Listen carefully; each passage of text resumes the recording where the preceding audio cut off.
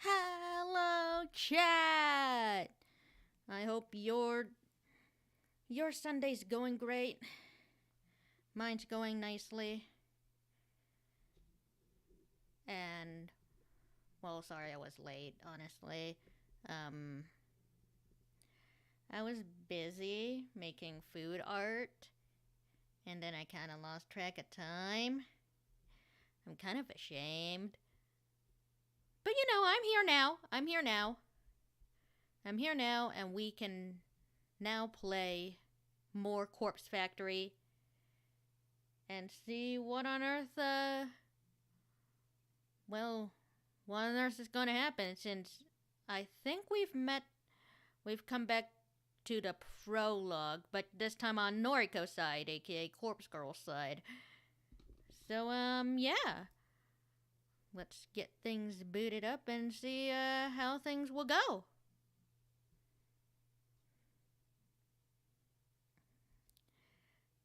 I might post that food art on Twitter later, depends. Hi, Fiora! Anyways, to the game. Whee!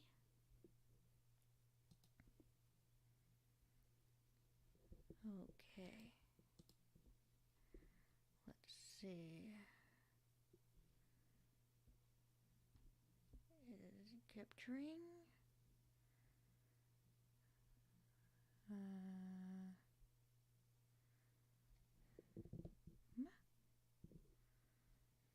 That might not be a great sign if it is not capturing. Hold on then.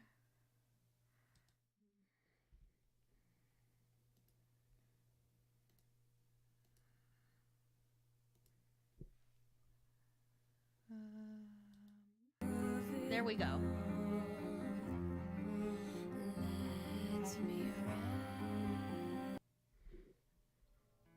Anyways. Yeah.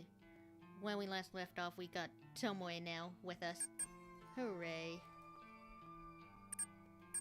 Let's see. We're still missing one thing, but that's okay. So far, we got the rest of the images so far. Anyways, rest of the choices we can make. Let's head to the morgue. As it loads. There we go. The morgue is a lot colder than I imagined it would be. Oh yeah, I should warn you because it is snowing outside today, and like it's snowing pretty badly. I should know. I had to go out there to help clean up and like throw things, recycling. If anything happens to stream, I'm blaming it on the weather. Yes, the weather's to blame, not my PCs. Anyways. I berate myself for not bringing a sweater, but there's nothing I can do about it now. The place has an icy, otherworldly feel to it. It's depressing and clinical and devoid of hope. And then there's the stench. It's not as overwhelming as I feared it may be, but it lingers and claws at my senses. It clings inside my nostrils and mouth, and the very interior of my skull. Yeah, dead bodies don't usually smell pleasant, I've heard. It's very easy to understand why Kojiro's clothes always smell like this place. Once the odor gets a grip on you, it doesn't let go. Honey, I'm home. He is really attached to this place. God. So weird. A poor joke in poor taste, even for Kojiro. I feel like I'm going to vomit. Even Tomoe is looking a bit paler than normal. I'm surprised she accompanied us inside after she spent the whole drive over insisting that she would stay in the van. They store bodies in here? Yes, Tomoe. Yes, they do. Of course. See all these lockers? They're cold chambers. Pretty much all of them are full. A body in each. Yep. fucking disgusting. I mean, no dead body is not disgusting, in a sense. Noriko, Yeah? What? Yeah? I keep things in order around here. Okay. Chambers on the left wall are cadavers due for cremation. Okay, well, that's nice. At least you keep things orderly, I guess. And what about the lockers on the right wall? Yes. No touchy-touchy. Fair enough. They're new arrivals or they're being collected for some reason or other. Autopsy, funeral, etc. Fair enough. Got it. So, we can only make use of the cadavers in the lockers on the left wall. Yep. That's a bingo. I listlessly wander over to the left wall. There must be dozens of cold chambers here, all lined up in neat rows. Some doors are slightly ajar, and peeking inside reveals that they're empty. But the vast majority are sealed tight, the occupants within sleeping soundly. Yeah, we'll just say they're sleeping soundly. Hey, question. Shoot. How do I know who is in each locker? That is a Like, question. If I wanted to get an old woman's corpse, do I just have to search blindly? That is a question. I'm sure they're labeled somehow. Nah. Oh, good. Okay. Then what do I do? That is a question. Come here. I walk over to Kojiro and follow him to a large computer monitor mounted on the far wall. He taps on a little panel insert into the wall, and a shelf pops out, revealing a keyboard and mouse. Familiar with databases? Well, yeah, that is true, Feora. It is a form of eternal slumber. Somewhat. Indeed, somewhat familiar. Perhaps all my data entry experience at Temujin will pay off here. It's pretty simple anyway. Live database contains the current inventory items. Nice. Ew. Ugh. You refer to these bodies as inventory items? I mean, it's what they store here. I guess that's what they have to refer to them as. What would you call them? Well, like, they used to be real people and shit, right? Why not show some respect? That's also very true, but I guess you get really desensitized if you work in these kinds of places often. I don't understand. They're cadavers. Dead bodies, yes. I put a trembling hand on Tomoe's shoulder. I want to comfort her, but the act of doing so is still alien to me. Don't worry about him, Tomoe. He can be a bit insensitive. Yeah, we'll say that. He's a freak. Again, we can say that, yeah. Wow. Ouch. Tomoe scoffs and makes a gesture with her middle finger. I am a little surprised that she's so bothered by this. It's kind of funny that she holds respect for the dead, but not too much for the living. Okay. So, I can search this database for bodies that match my needs.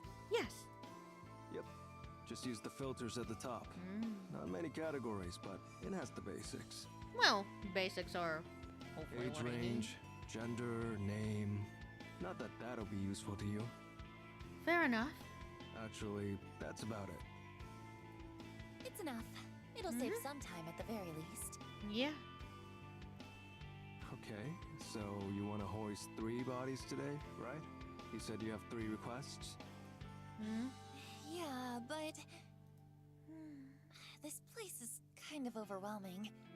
I'm hesitant to bite off more than we can chew. Indeed. What's the game plan then? How about we just take one body today? We'll take it back to the factory, work on it, and see how we go. Fair enough. Better to at least try it once before we go overboard and loot all of the bodies. Works for me. Here, use the database.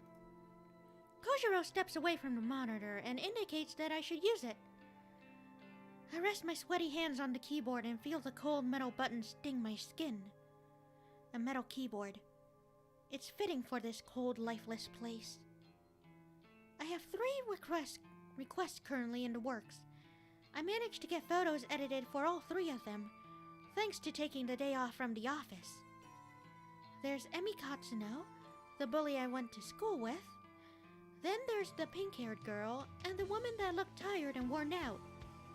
I should try and find a cadaver that matches the appearance of one of those victims. I used a database filter to search for females. Then I narrowed down the age range to young adult. There are a lot of hits. Just how many people are entombed here anyway? I skimmed through the list of results. Since their names are meaningless to me, they might as well all be identical. But the column of data containing cold chamber identification codes is interesting.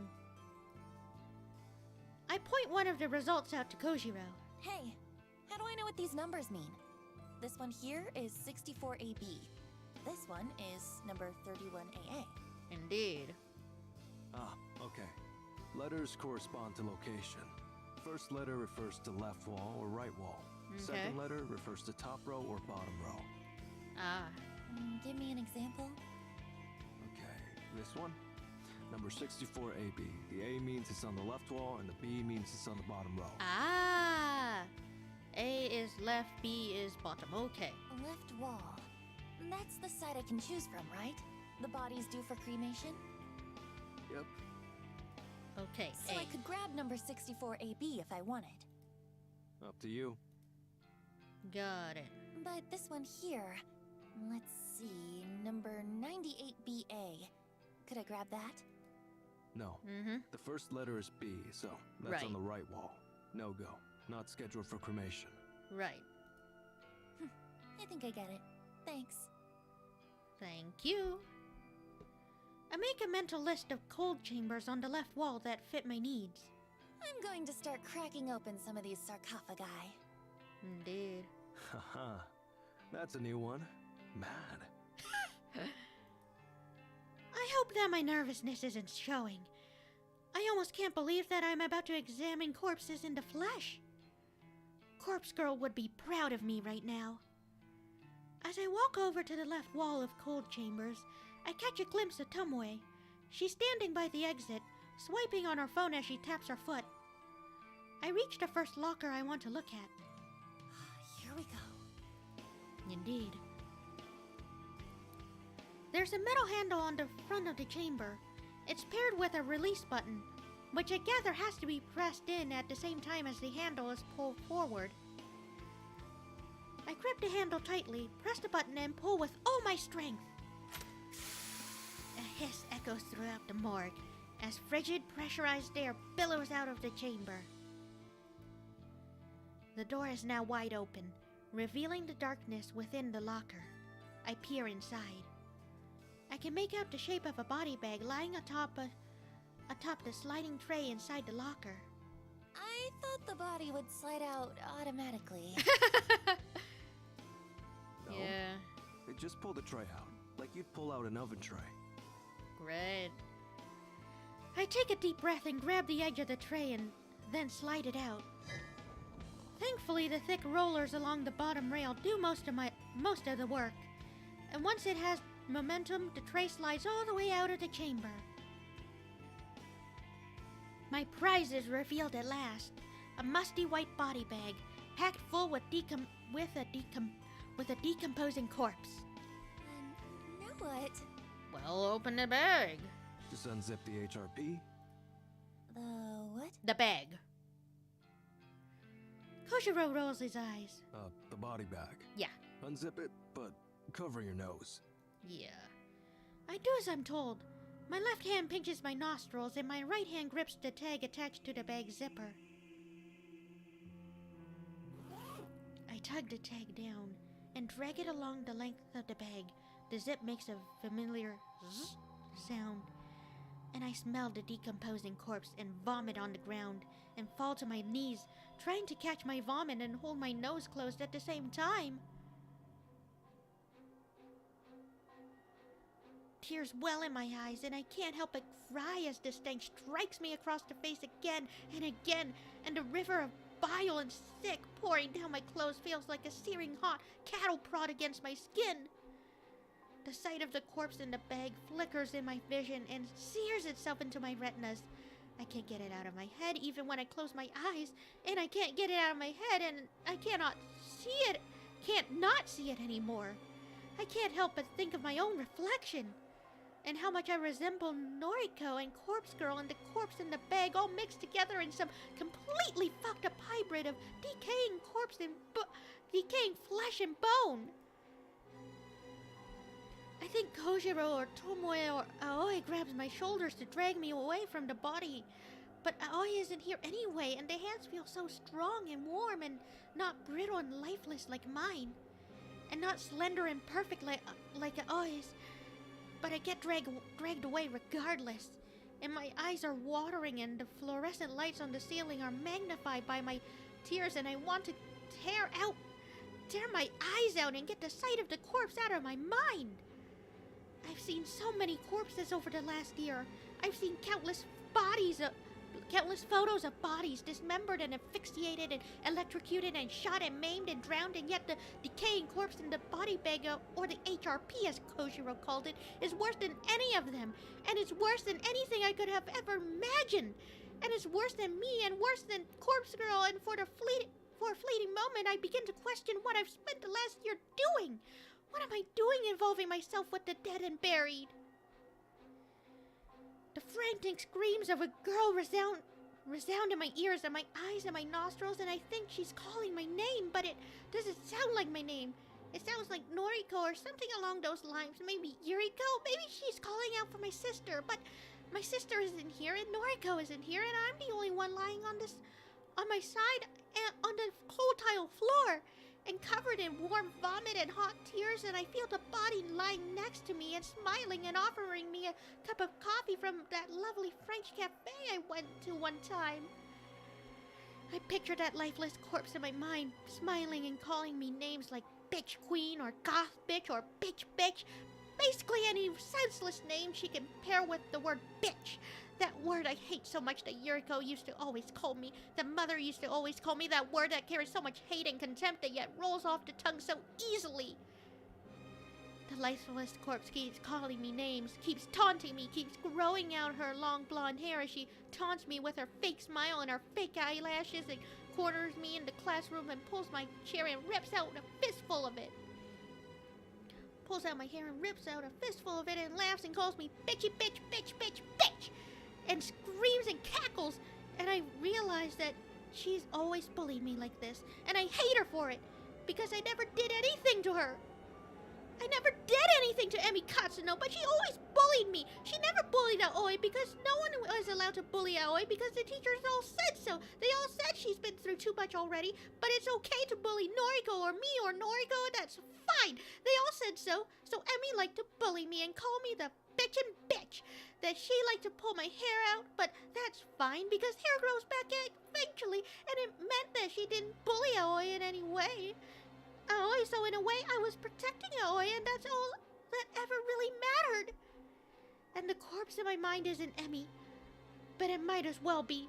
It might as well be her, and maybe I can make it her. Maybe the corpse can become Emi Katsuno. If I send her the photograph of the corpse, then she might kill herself. She might kill herself. Fuck. Well, that's another, oof. My neck cracks loudly as I sit up straight. I blink a few times to clear the tears out of my eyes, and the worried faces of Kojiro and Tomoe appear in my vision. Yo, you okay? Yeah, that's a question and a half. What the fuck, Noriko? Yeah. I spit the remnants of vomit out of my mouth. I'm fine. Okay, if you say so. You don't fucking look fine. You chucked up all over the place. True enough. She'll be right. Seen this kind of thing before. What do you mean? Pretty normal to react like that to a decomposing cadaver. surprised you're okay, Tomo? It's Tomoe! Shit! Yeah, I'm fine. I don't like him, but I've seen corpses before. Well. Well, I thought Noriko had too. Just pictures, I guess. I'm not forgetting the carnage I witnessed at the train station thanks to Kotomi Ida. Somehow, seeing a stiff cadaver in a body bag was so much more overwhelming. Right. Yeah. Are you really Corpse Girl? Apparently. Apparently. Come on, let's get you up. Yeah. Tomoe grabs me in a sort of bear hug and lifts me to my feet. Sorry about the vomit. Yeah. It's fine. It's fucked up, but it's fine. Call it a day? I put my weight on my unsteady feet and step away from Tomoe. No. There's something I need to do. Oh? I stare straight at the corpse in the body bag. Her face is still exposed, lifeless, expressionless. Her hair is long, blonde. I imagine her with a bit of makeup, some blush, some lipstick, some fake eyelashes. Whoever this was, she's exactly what I need for my next victim. That worked out well. Yeah? Can we get her into the van? Okay, I'll grab a trolley. Tomoe, give me a hand? Ugh, if I have to. I nod and whisper a small thanks to both of them. Still a little groggy and unstable, I make my way to the morgue's door. I'll wait in the van for now. I need to take a moment to restore my energy. The real work will begin when we get to the factory. Whew, intense.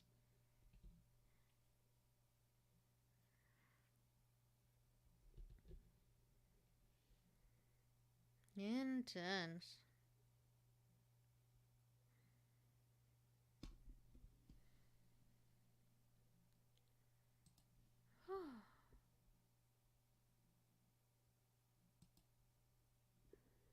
All right. We arrived at the factory after a brief pit stop at my apartment to collect my makeup kit. Kojiro managed to fix the lock on the front entrance, meaning we didn't have to try and shimmy a cadaver through the side window. He even found a proper key for the place on one of the rusted workbenches. Nice. Tomoe helped to drag a workbench to the corner of the factory floor, and we hoisted the cadaver on top of it. Kojiro unwrapped it from the HRP, which he explained simply meant human remains pouch. Human remains pouch, wow. Okay. Staring down at the body before me, I now begin to wonder why I freaked out so much at the morgue. It's just a body, a lifeless thing that was once somebody, but now has no meaning in its existence. It's kind of gross, but it's not really that bad. Ugh. I'm glad you've come around, but I still don't want nothing to do with it. That's fair, Tomoe. That's fair. Right, so we're here. We got your body. What now? What now? Well, what now is we dress it up. I fetch my makeup kit from the floor beside the workbench and place it next to the corpse. We're going to make this body look as close as possible to this girl. I flash my phone at Kojiro and Tomoe, showing off the photo of Emi Katsuno that was submitted to Corpse Girl's website. Right.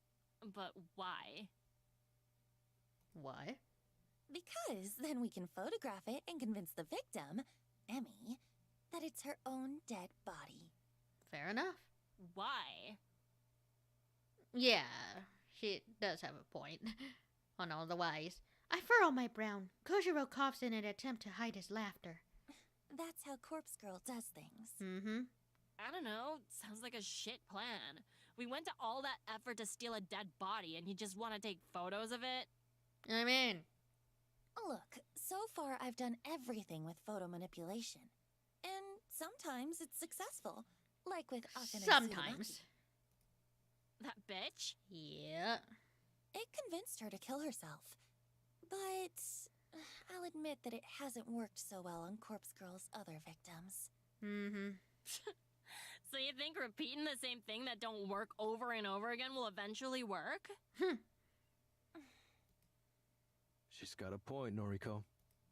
Corpse Girl doesn't have the best track record. That is true. Maybe something has to change. Like what? But what? This is the way I've always done things, and... I hang my head in defeat. I don't know what to do. I spent all morning crafting fake photos of my 3 victims, but for what purpose? They're not going to convince anyone to off themselves. And now I'm standing here in the factory looking at a corpse that I want to decorate as Emi Katsuno just so I can take photographs of it. And there's no point in doing so. I've already crafted a photo of Emi's death, so why am I here? What the hell am I doing? You two are right. I can't keep going on like this. I've already crafted a photo of this victim's death. So I really don't know why I let it get so far. I guess I didn't truly think we'd pull this off. I kind of just went along with Kojiro's suggestion to go to the morgue. Hey, don't pin it on me. This is your scheme. The weirdo is right. This is on you, Noriko. Fair enough. They're right. They're both spot on. I don't know what I'm doing. I'm just wasting time. Their time. I'm wasting Corpse Girl's time. Here, give me your phone. Eh? Without waiting for approval, Tomoe snatches my phone out of my hands. She swipes past the photo of Emi, then swipes back to it. Yo, you said you already made the corpse photo. Where is it? I don't keep it on my phone. That would be stupid. The only copy is still on my laptop at home. But you've got a photo of this bitch on your phone. Well, yeah. I just pulled it from her noise profile earlier. It's exactly the same image that was uploaded to Corpse Girl's website, though. Right. Hold it. How did you know the Vic's name? Corpse Girl doesn't ask for a name. Oh, this girl... I actually went to school with her. It's a coincidence, I assure you. Uh-huh. Look, that doesn't matter, does it? Well, tell me what the corpse photo looks like. Well, it wasn't my most creative work. I had 3 requests to fulfill in a short amount of time, so I kinda made them all similar. I made it look like this girl, Emi, fell from a tall building and splattered on the pavement. Right. Fucking lame. Yeah. Why did you want to know, anyway? Well, I've got an idea for you. Oh? What? I know, I'm just the driver and all, but you've dragged me in this far. So at least let me make a suggestion, Kay? Okay, what is it? Okay, go ahead. We've got this here body. Yep. You've got a corpse photo of the bitch all locked and loaded. Right. Let's kick it up a notch. Take your time to apply makeup. Make the body really look like the victim. Okay. Send her the corpse photo first, and Then? we'll deliver this body to the bitch. Deliver the body? There we We are. rock a battered joint, leave the dead body on her doorstep, and then we fucking get out of there. Can you imagine how fucking scary it would be to come face to face with your own corpse? Actually, that's pretty fucked up, and yeah, that would be terrifying. Damn Tomoe. Think about it from her perspective. She gets a photo of her own dead body, right? Right. Then, like, hours later, just as she's trying to get it out of her mind, her own corpse shows up at her house. She'll fucking snap, I guarantee it. Hell, I probably would too, and I know what's going on. Damn. I mean, you have a point, Tomoe, but damn. That's fucked up. I can't believe it. Tomoe has completely lost the plot. Her plan is incredibly devious. Oh, it's almost evil, and I'm in love with the idea. I'm in love with the idea of delivering a person's own corpse to them before they off themselves. Tomoe! Bless me. Despite my own nature, I find... Bless me. Despite my own nature, I find myself throwing myself at Tomoe and wrapping my arms around her. Yo, what the? I bury my head between her neck and shoulder, the warmth of her body radiating through my own cold and clammy form. I start to sob uncontrollably. Maybe I still have tears left over from my incident at the morgue, or maybe I'm just truly happy at this moment. Tomoe! Thank you. Yeah, I mean, sure. Your idea is brilliant. It's perfect. Oh, I can't think of a better way to bring Corpse Girl's plans to fruition. I mean, I just said the first thing that came to mind, so... But hey, I'm real glad you like the idea. I'm happy to help.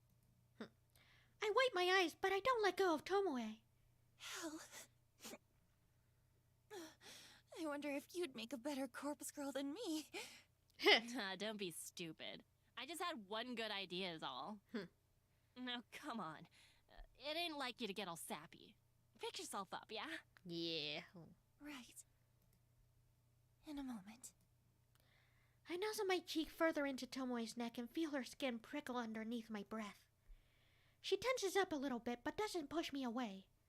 You're so warm. Jeez. Come on now, we've got work to do. Okay. I reluctantly step back from Tomoe and wipe my eyes. Tomoe is a little red in the face. She ruffles the collar of her shirt and fans her face. You never had a girl cling to me like that before. Better not tell Shinya in case he gets real jealous. Kojiro is silent. He seems to be simply observing the moment. I take a second to compose myself. Tomoe is right. We do have work to do. I look to the corpse atop the table, patiently waiting for us to conclude our discussion. I almost wish I was as patient as the dead. We starting? Yes. Let's do this. Let's do this. Mad. Few things to keep in mind. Putting makeup on a cadaver isn't as simple as you think. Fair enough. This one's already decomposing. Not all the makeup will take. Right. Put a little extra on. Don't be stingy. It doesn't help that the body is ice cold. Now, if we had a space heater, we could warm it up. That would help the makeup stick. But it'll speed up decomposition. Right. We can't have it decomposing any faster. It's already out of cold storage, so I imagine we don't have long as it is. Right. Right. We're going to want to deliver it to your Vic soon, like less than 24 hours soon. Oh. That's fine. Yo, what about timing the delivery? Corpse Girl's photos have a... what's it called? A timestamp? Right. Yeah, I timestamped the photos with the supposed time of death. Right. I usually set it to a little after the time the victim receives the photo. Sometimes a few hours, sometimes a whole day. Uh-huh. I get it. Well, like, for best effect, we're gonna want to deliver the corpse before the time marked on the photo, right? Right. That way, the Vic gets the photo and the corpse before the set time. Creates a kind of ticking time bomb. Right. Should convince him to off himself before time's up. I mean, you have a point, but Jesus. That Can't makes believe. sense. I think that's the best way to do it. Yep. Yeah, so, what time did you write on this Emmy chick's corpse photo? I scratch my head and try to think about it. It's hard to recall since I created 3 different photos at the same time. I'm pretty confident I lined them all up one after another, an hour gap in between each one. 7:28 a.m. tomorrow. We gotta deliver the corpse before then, huh? Too early. Usually asleep. Well, you're gonna have to get your ass up early. For Noriko. For Corpse Girl. Indeed. Kojiro groans, but he doesn't object further. So, I'll send the photo out when I get home tonight. Emmy will receive it before she goes to bed for the night. It should shake her a little. Then, in the morning, she'll wake up to her doorbell ringing and a corpse left on her doorstep. That should be enough to do the trick. Think you're both forgetting something. Where are we delivering the corpse? That is a good question. Are you dense? We're delivering it to this Emmy bitch's home. Sure, of course. But where does she live? Got her address? Exactly. Oh, Ah, shit. A hole in the plan. A massive flaw that we completely overlooked. Our stunned silence is the only answer Kojiro needs. This whole thing is a bust. Kinda disappointed in you, Noriko. Thought Corpse Girl was some mastermind. Some genius worth worshiping. I don't have a response to that comment. Bile begins to rise in my throat as a pit opens up inside my stomach. Turns out everything so far has been sheer luck. Well, I'm out. Use the factory if you want, but I'm not sticking around. Fair. Kojiro waves half-heartedly and walks away. I can't say anything to stop him. My thoughts are frozen, locked in place, chained down by humiliation and anxiety. Hold up just one fucking second. Of course, Tomoe never fails to grab somebody's attention. Kojiro turns back. We're just getting started here. Of course there's gonna be hiccups. We'll iron out all the details as we go. Don't just abandon Noriko like that. Corpse Girl has done more for me than you'll ever know. That's so? Yeah, it is. So I'm gonna stand by her side. If you're a coward, feel free to bow out now. But if Noriko means anything to you, anything at all, then just swallow your fucking doubts and help her out. Damn. Tomoe. I never thought she'd be the one to make a rousing speech. Short and simple though it was. Right. Suppose we did make a deal after all? Though, nothing really stopping me from taking cadavers from the morgue whenever I want now. Still, I guess I'll help you out. But if this keeps going astray, I really will walk away. Fine, but follow through on this one victim at least. I managed to gather up enough strength to make a simple plea. please. I can't do this without you. Okay. Find Emmy's address. If Tomoe drives, I'll handle moving the corpse in the morning. I nod firmly. Okay, I'll work it out. Thank you, Kojiro. Kojiro waves once again and takes his leave. The heavy steel door at the front of the factory slams shut behind him. Phew. Okay, got any ideas?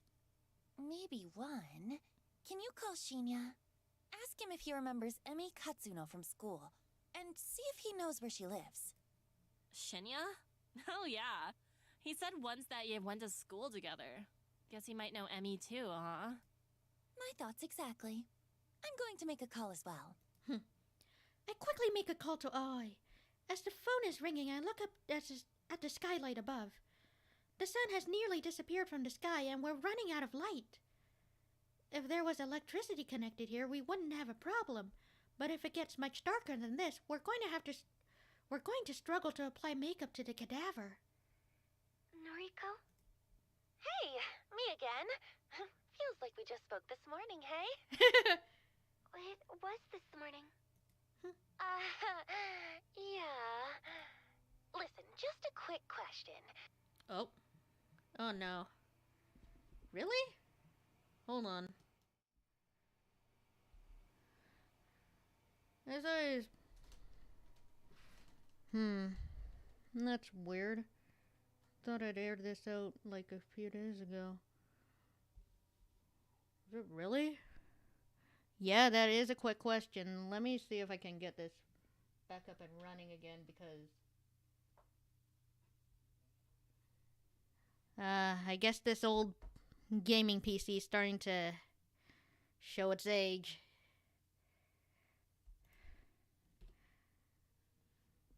Can't believe it overheated so easily, though.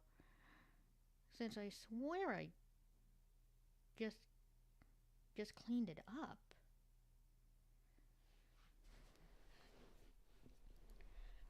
Huh. Shouldn't have shut down that easily. There's the bigger issue.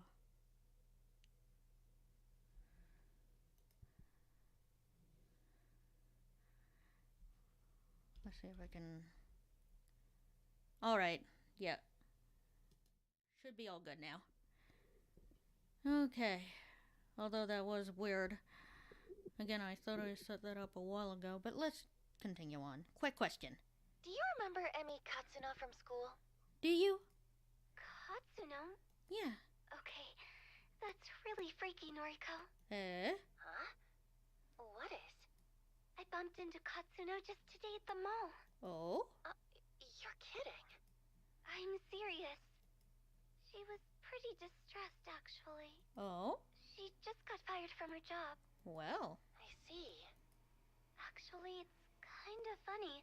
I spoke with you about Corpse Girl's website this morning. Right. And? I spoke to Katsuno about it, too. Ah. Really? And? Seems like there's someone she wanted dead. Hmm. I'm not sure. Perhaps her boss that fired her? Oh ho ho. Interesting. Like I said, we're coming back to the prologue. She wants her employees dead. Those 3 assholes. 2 of them are already inside, but still. Why are you asking about her anyway? It's an odd question, but do you happen to know where she lives? That is a question. Yes. Oh? Wait, seriously? Mm-hmm. Want me to send you her address? Are you going to visit her? Oh, Howie. If you could send her address, then I'll really owe you one. Mm-hmm. Sure. I'll text it through. Thank you. I didn't think you'd actually know it, but I wanted to ask anyway. And that's how No things problem. rolled in the I followed prologue. her home today from the mall. Huh? I guess it worked out well for you. You did what? Aoi? Do we need words? Aoi? You did what? Hang on. Aoi followed Emmy home from the mall? Like, she stalked her? Exactly! Excuse me? Aoi? What did you say?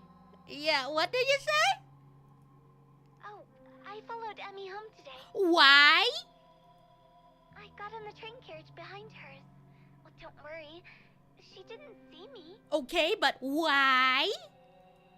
Howie, what are you talking about? Yeah, what are you talking about? Why are we following her home?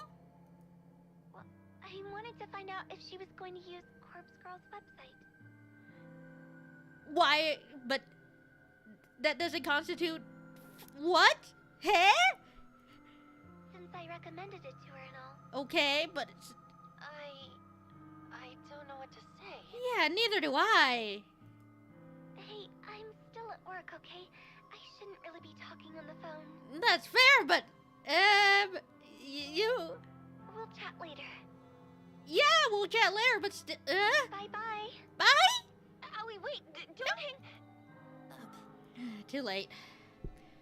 The phone call ends abruptly. I'm baffled by the fact that I followed Emmy home.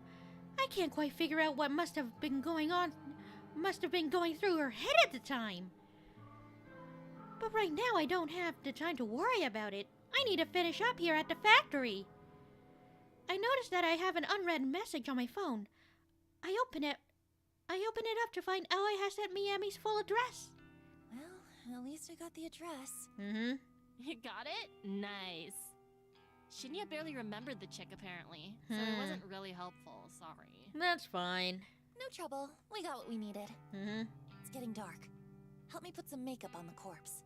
Mm-hmm. Okay, show me that photo of Emmy again. We better do this properly. Mm-hmm. Right. Here. To give the Noriko and the gang the address they need. Yep. Because she followed the person home. She followed the old protagonist home. I want to point that out. Like, why? Huh? I bring up the photo and we examine it closely before setting to work. Oh, dear. By the time I get home, I'm completely drained. I barely have the energy to open the front door. Today was an ordeal. It dragged on forever and ever, and yet it still felt like I didn't have enough time to get everything done. After changing out of my vomit-stained clothes, I make myself a cup of tea. I'm hoping a few sips will help me relax and unwind. I sit down on the couch, cup in hand. When it's cool enough to drink, I take a sip and feel a little bit of today's pressure lift from my shoulders. My laptop is sitting next to me. I know I shouldn't bite off more than I can chew today. If I check for new requests, I'll probably regret it. I unfold the laptop and navigate to Corpse Girl's website. One new request. Shit. It's very suspect. These are really beginning to pile up. I can't restrain myself from opening the request. Request details today, 3:03 p.m. Victim's phone. Downloading image attachment. The request came in while I was busy with Kojiro and Tomoe, probably around the time we were at the morgue. The image of the victim's downloads. I stare intently at the picture of my older sister. Yuriko Kurosawa. Oh shit. Right. 28 years old, senior high school dropout. Currently on parole after a short second stint in prison. Yuriko. What are the odds of you appearing here, on my screen, in my life at this moment? I haven't spoken to you for so long. I haven't seen you. I haven't even received contact from you. Only to ignore it. Why are you here now? Why does somebody want you dead? I suppose it's not that hard to think why someone would request your death. I'm sure you have a lot of enemies thanks to the crew you run with. But for someone to actually use Corpse Girl's website to request your death? It's coincidental. Too coincidental. Just like everything that's been happening lately. Yuriko, I hate you so much. You abandoned me when I needed you. You abandoned Mother, even though she abandoned us first. I hate you. Corpse Girl never refuses a request. It's one of her convictions. I'll never refuse a request. I close the laptop's lid and rub my eyes. I'm tired. I'm so fucking tired.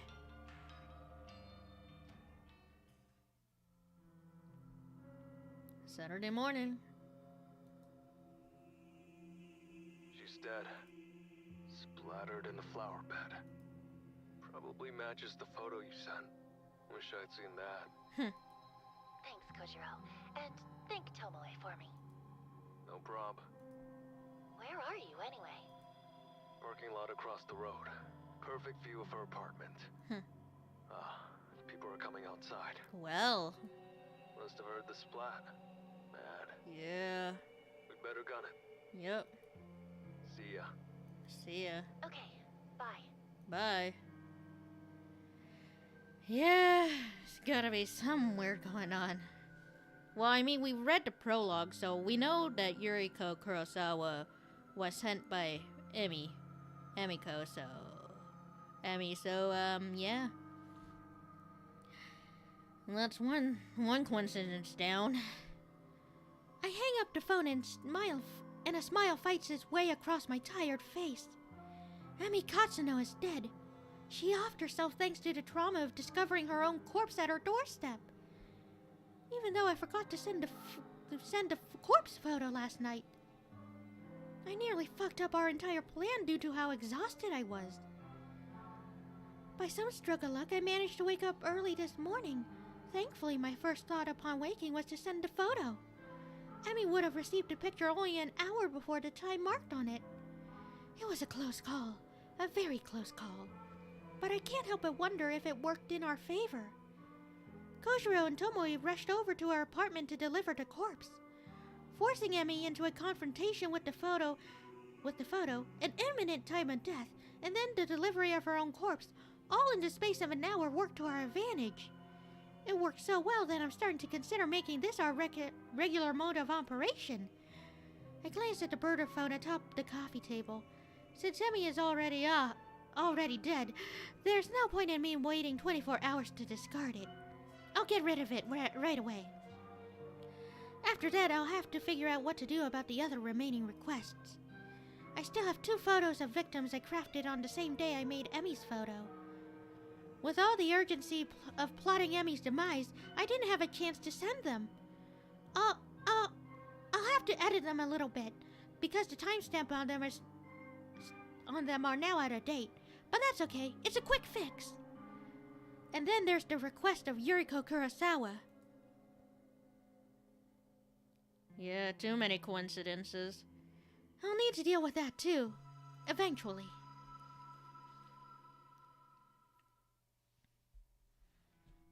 Sunday. A quiet morning at the library is just what I need to escape from the chaotic whirlwind that I've been trapped in for the last few days or weeks. The place is silent, as usual. There aren't many people around. I managed to find a seat in my favorite reading nook, and I leave my belongings in a chair to save my spot when I browse for a book to read. I can't bring myself to continue reading Strange Flower right now. Reading a book about corpses while trying to take a moment away from my own life is just not going to work for me. I scan the bookshelves and look for something light to read. Am I in the mood for a comedy? Probably not. Fantasy adventure? Maybe, though that's never really been my thing. Biographies are out of the question, so are history books. I can probably pretty much dismiss any nonfiction straight away. I'm just not in the mood. So what should I read? I thumbed through a couple of trashy romance light novels. The covers look appealing, with attractive characters smiling and holding each other and falling in love. But the content within each one is utter crap. A housewife looks for love after her husband vanishes. A vampire lord seeks his vampire queen. A college student falls in love with his professor only to find she's his long-lost sister. It's all drivel. I could write better stories than these. But maybe everyone thinks that way. Defeated, I put all the books back on the shelf and return to the chair I saved. I take a seat and simply browse through my noise feed on my phone. A few photos from acquaintances, comments on the weather, a short essay on human rights, even a poem written in poor broken English. Trash, all of it. I used to love this inside look at other people's lives. I lived for it. I thrived on it. I used to be aroused at the smallest glimpse inside someone else's life. I couldn't go more than a few hours without browsing noise. But now, something is different. Something inside me has changed. I want to say that I've recently become cynical, jaded, but that wouldn't be accurate. I've been this way as long as I can remember. The appeal of voyeurism just isn't there anymore. My growing ability to manipulate the lives and deaths of other people has ruined any pleasure I once gleaned from simply spying on them. I need more people to die. Maybe then I'll find satisfaction, ecstasy, release. I lean back in the chair and fold my arms across my chest. My foot taps against the carpet floor impatiently. I won't find comfort in this library. I won't find relaxation. I'll only find whatever elusive feeling I'm looking for once Corpse Girl's work is complete. I can't rest yet. Not now that things are beginning to escalate. I could be orchestrating the deaths of 3 people right now. The 2 women that had their deaths requested at the same time as Emmy, and my very own sister, Yuriko. People are counting on me. People are counting on Corpse Girl to deliver her judgment. I hoist the strap of my handbag over my shoulder and stand up. It's time for Corpse Girl to usher in a new era of human suffering.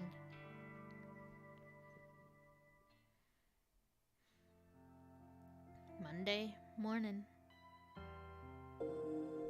A bizarre string of similar deaths in Tokyo over the weekend have left police and detectives completely baffled.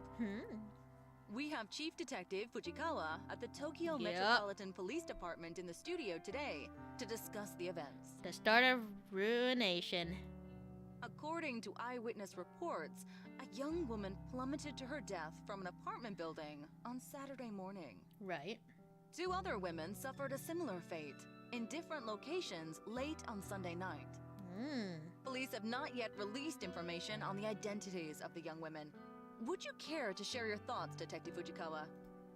We cannot rule out the possibility of homicide in these cases. Police recovered additional bodies at the site of each death. In each instance, a look-alike corpse matching the appearance of the victim was found. Right. This cannot be mere coincidence. I believe that a single perpetrator is behind the deaths of all 3 women. Oh. I mean, Leaving a look-alike corpse at the scene of each crime seems to be some sort of psychotic calling card. It's clear that the death of each victim was premeditated. In cases like these, the perpetrator is often looking to be caught, even if only subconsciously. It won't take long to track them down. Once forensic analysis reveals the identities of the look-alike corpses, we will be able to uncover how and where they were obtained. that is true. We will bring the perpetrator to justice. Oh, boy. Police are urging citizens to be cautious in the coming weeks. If you see anyone behaving suspiciously, please call the following number. Damn, this shit's really starting to blow up. Yeah. Yeah, it's about time. 3 deaths in 1 weekend. Corpse Girl is on fire. She couldn't have done it without you and Kojiro. You shouldn't be so... Thanks. I know those corpse deliveries yesterday were rather last minute. Yeah. No problem. Had nothing better to do anyway. I've still got 1 victim ready to conquer, but I'm not sure when to go through with it. Right. What's the issue? It's someone I know. Right. So? Didn't bother you when we stuck it to that Emmy chick. Hey. Bad butt.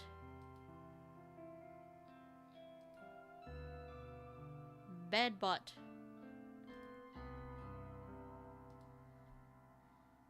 Indeed, bad butts. Indeed. This is a little different. Ah. It's my sister. Yo, hold up. You've got a sister? Mm-hmm. Yuriko. She's older than me. Shit. I'm like, someone requested her death through Corpse Girl's website? Right. Seems like it. Jeez. What are the chances? Yeah, what are the chances? I'm wondering the same thing. Well, think it over a bit longer. Yeah. You might want to lay low for a while anyway. Right. Sounds like Shinya's dad is all over this case. Oh, that's Shinya's dad. Sorry? Shinya's dad? Yeah. That detective guy, Fujikawa. Oh, yeah. His name is Shinya Fujikawa, right. What? He's Shinya's dad? Wow. Small world, small world. Yep. Friggin' scary guy. Had an awkward dinner with him and Shinya a while back. Oh? Wow. Well. You know, I met him once before. Yeah. You did? He certainly was intimidating. But don't worry, we only met by chance. Had nothing to do with Corpse Girl. Right. Alright. As long as he doesn't know your identity, you should be fine. Right. Still, what's your next move? What is the next move? I'll think over what to do about my sister for a little longer. Mm-hmm. But as soon as more requests come through the website, I'm going to fulfill them. Right. I don't have the luxury of time. I can't just lay low like you said. Oh. Sheesh, when did you grow a pair? I'm serious. I'm tired of lagging behind. Corpse Girl is on a winning streak now. It's up to me to keep it going. I mean, if you say so, but still. Okay. Well, just let me know when you need me. Yep. Thanks. I will. Well, back to work or whatever. Mm-hmm. I turn back to my computer after Tomoe leaves. 3 deaths in 1 weekend. Corpse Girl is at the top of her game. It was a bit of hard work, but in the end I managed to pull through. Thanks to a bit of luck, of course. Yesterday, after returning home from the library, I had a sudden burst of inspiration. I ran a reverse image search on the photos of the 2 women that were submitted to Corpse Girl's website. It was pretty easy to locate their noise profiles thanks to that. I was kind of shocked when I saw that we all share 2 mutual friends on noise, Emi Katsuno and Yuriko Kurosawa. A bit of digging through their profiles revealed their names to me to be Fuyumi Amano, and Manami Sachiko. They both worked at the same store as Emmy and my sister. It struck me then that all these requests must be somehow related, but that didn't matter so much. Tracking down Amano and Sachiko's addresses wasn't as difficult as I feared. I contacted Tomoe and she told me she was familiar with the store they worked at. She volunteered to head over there and see if she could access the employee records. Apparently the whole job was so easy that she managed to walk in and out in 3 minutes flat. She said that none of the staff even batted an eyelid as she walked in, and she simply strode into the back room, rummaged through the filing cabinet, and snapped a photo of the employee contact sheet. With that information at her disposal, nothing stood in our way of delivering look-alike corpses to their homes. A few hours shared between the morgue and the factory, and it was done. Both Amano and Sachiko offed themselves within an hour of each other. So far, the kill rate of delivering a photo then a corpse is 100%. I can only imagine the thoughts that must go through someone's mind when they're faced with their own corpse. The looming dread, hopelessness, and fear of inevitability have proven to be so overwhelming that suicide becomes the only viable option. Because of this development, I finally ruled out the possibility of Corpse Girl's victims being murdered by some mysterious stranger. I only ever invented that theory due to the strange circumstances in which Rui Hatano died. After all, she was hung from a scarecrow in an uncannily similar fashion to the corpse photo I invented for her. None of the other victims' deaths since then have made me truly suspect that another party could be involved. All of them have clearly been suicides, or in the case of Eiichi Hanada, coincidental accidents. Kotomi Ida's death was an outlier since she was likely killed out of self-defense. I'm about 90% sure that Corpse Girl's power lies in the ability to convince victims to end their own lives. There's no third-party murderer acting on her behalf. And I've begun to suspect that the power I hold is no esoteric arcane force. It's not some supernatural art. It's not witchcraft or sorcery or some holy power bestowed upon me from on high. The power Corpse Girl holds is simple determination, grit, and resolve. My will to end lives is what drives me to craft convincing corpse photos and deliver look-alike cadavers. That in itself is enough to act as the knife twisting in a victim's side. It's enough to compel those weak of heart and weak of mind to end their lives. If that's all my power ends up being, I am happy. I am happy that I can be the instrument that delivers Corpse Girl's justice, regardless of whether it's through mundane or mysterious methods. As long as victims continue to drop like flies in the wake of Corpse Girl's ascension, I will remain content. And this is only just the beginning.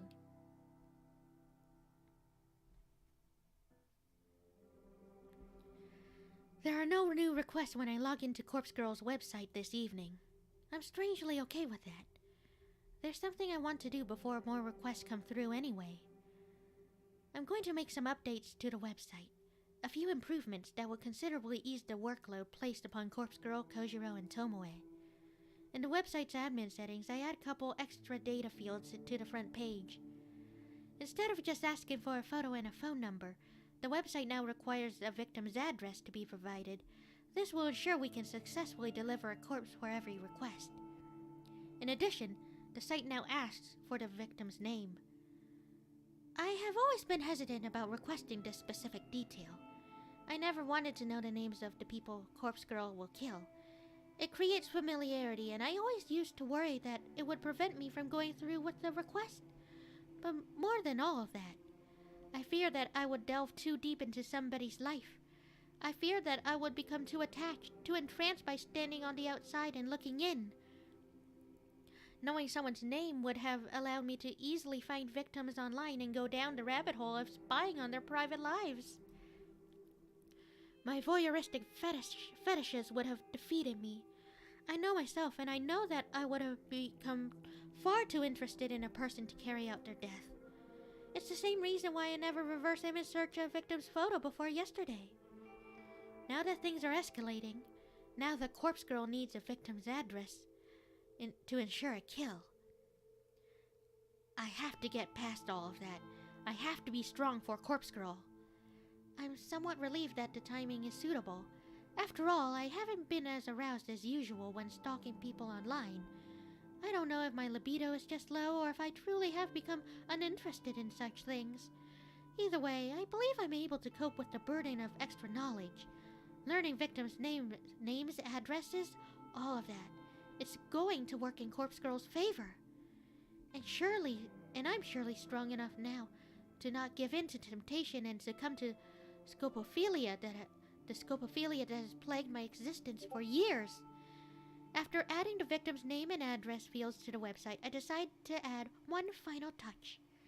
There's a particular line of text that describes how the site works. I've always liked it.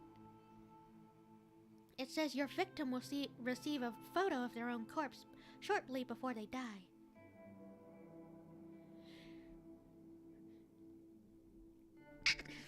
Bless me. It's concise and it perfectly sums up the intention of the website. However, it needs to be updated to correctly apply to Corpse Girl's new modus operandi. I changed the line ever so slightly, just enough to make a difference. It now reads, your victim will receive their own corpse shortly before they die. Some people might think it doesn't make sense. They'll think that maybe it's a typo or written by someone not familiar with the language. But it's completely intentional. Now that I've made all the changes to the website, I click the Save button in the admin panel. The changes are reflected immediately on the front page of the site. Corpse Girl's new and improved request form is online. With that done, I need to simply sit back and wait for some new requests to pour in. And it shouldn't take long once I put my next plan into motion. Because I finally figured out how my sister can be of use to me after all these years. She's going to help me become famous. Noriko Kurosawa's death will ensure that everybody in Japan knows the name Corpse Girl.